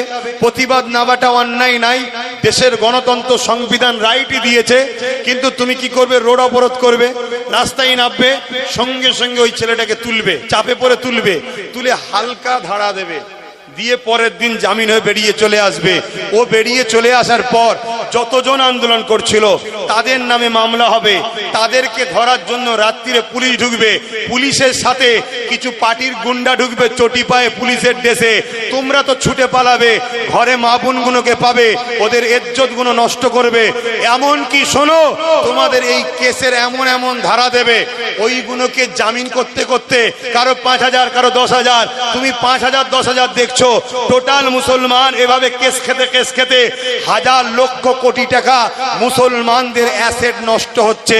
মুসলমানকে চাকরি দিলাম না, কিছু দিলাম না, তারপরও এরা ধন দৌলতে ফুলে ফেপে উঠছে, এদের বুকে ব্যথা হচ্ছে। তাই কেস দিয়ে তোমাদের অর্থটাকে শেষ করে দেবে।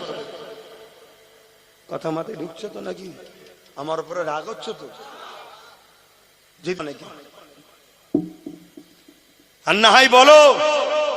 নওশাদ কলকাতায় ডাক দিল, ভাঙড় থেকে যারা আসছিল সবাইকে আটকালো, 1,000-এর উপরে ছেলেদের নামে কেস দিয়েছে এই রাজ্য পুলিশ। কেন দিল?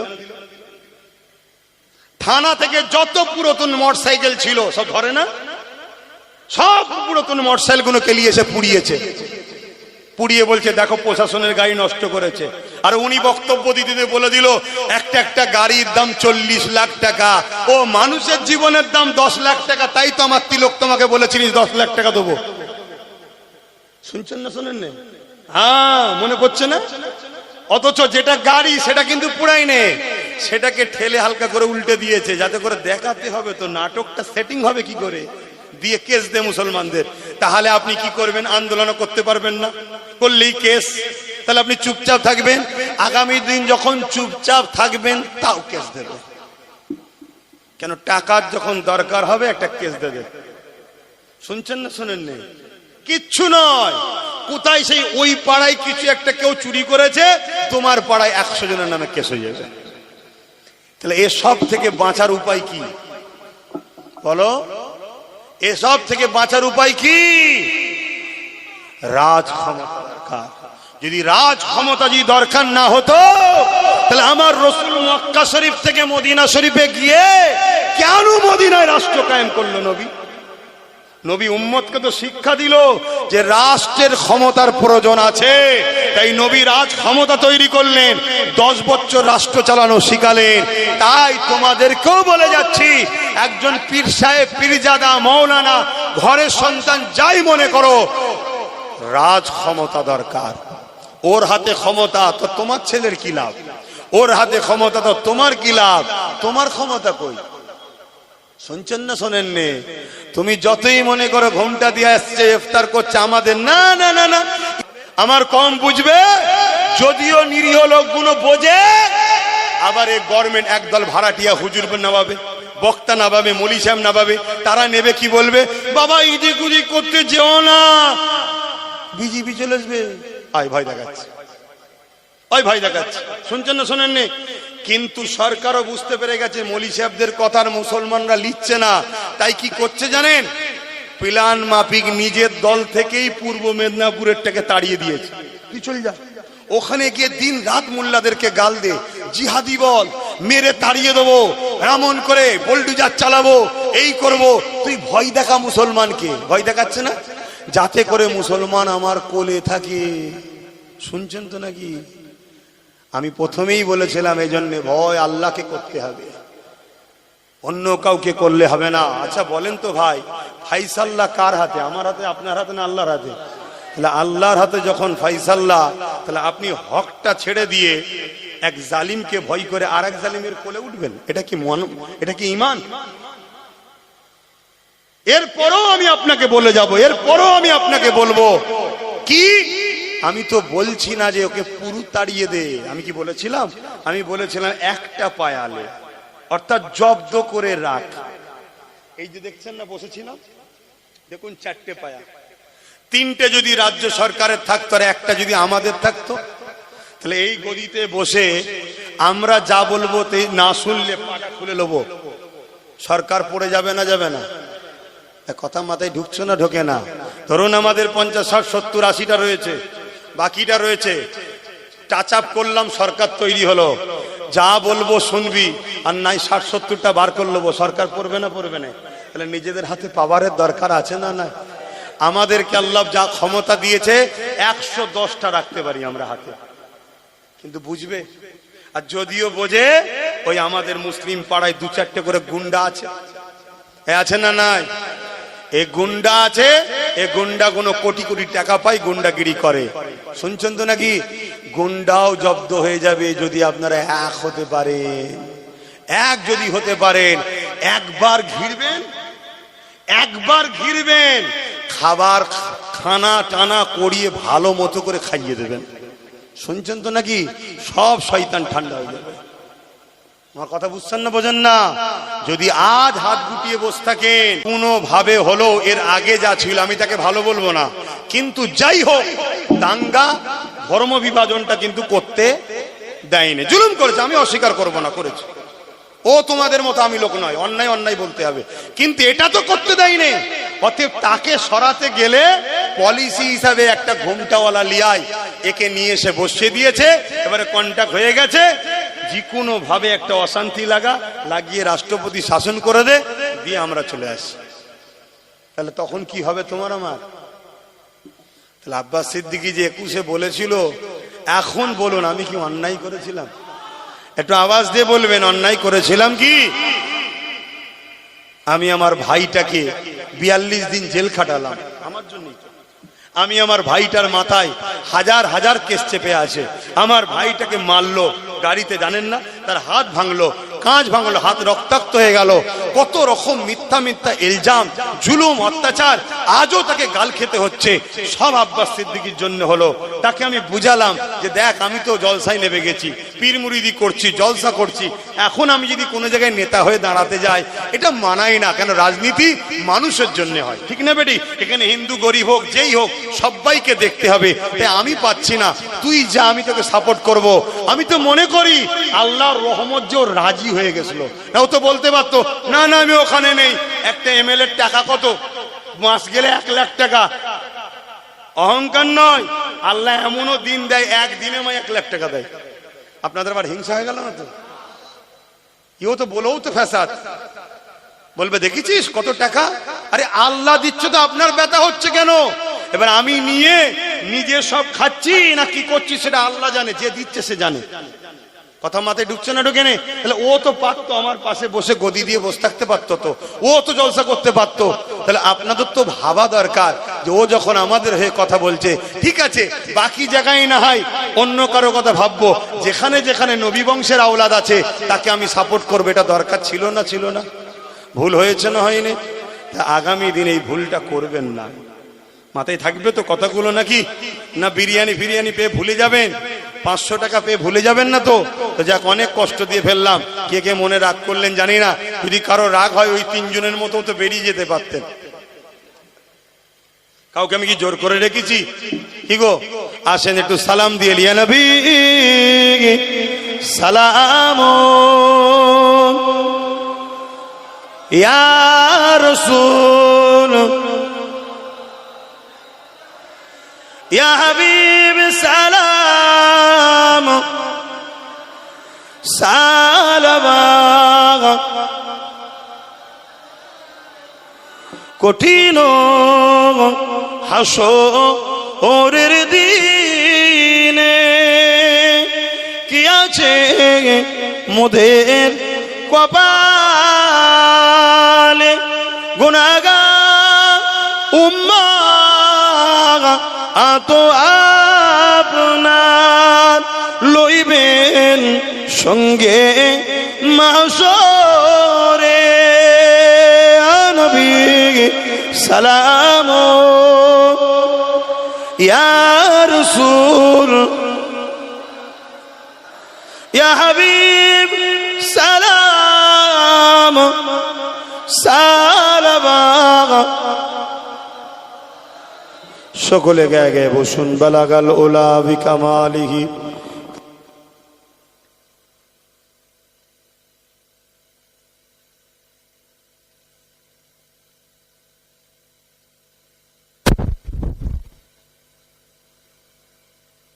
বিসমিল্লাহ শরীফের সঙ্গে 11 বার দরুদ শরীফ, 3 বার সূরা ফাত, 10 বার সূরা ইখলাস শরীফ তেলাওয়াত করেন। এখনই দোয়া চাওয়া হবে। আর একটুখানি ছেলেরা যাচ্ছে, একটু ছেলেরা যাচ্ছে, আজান এখনো দেন।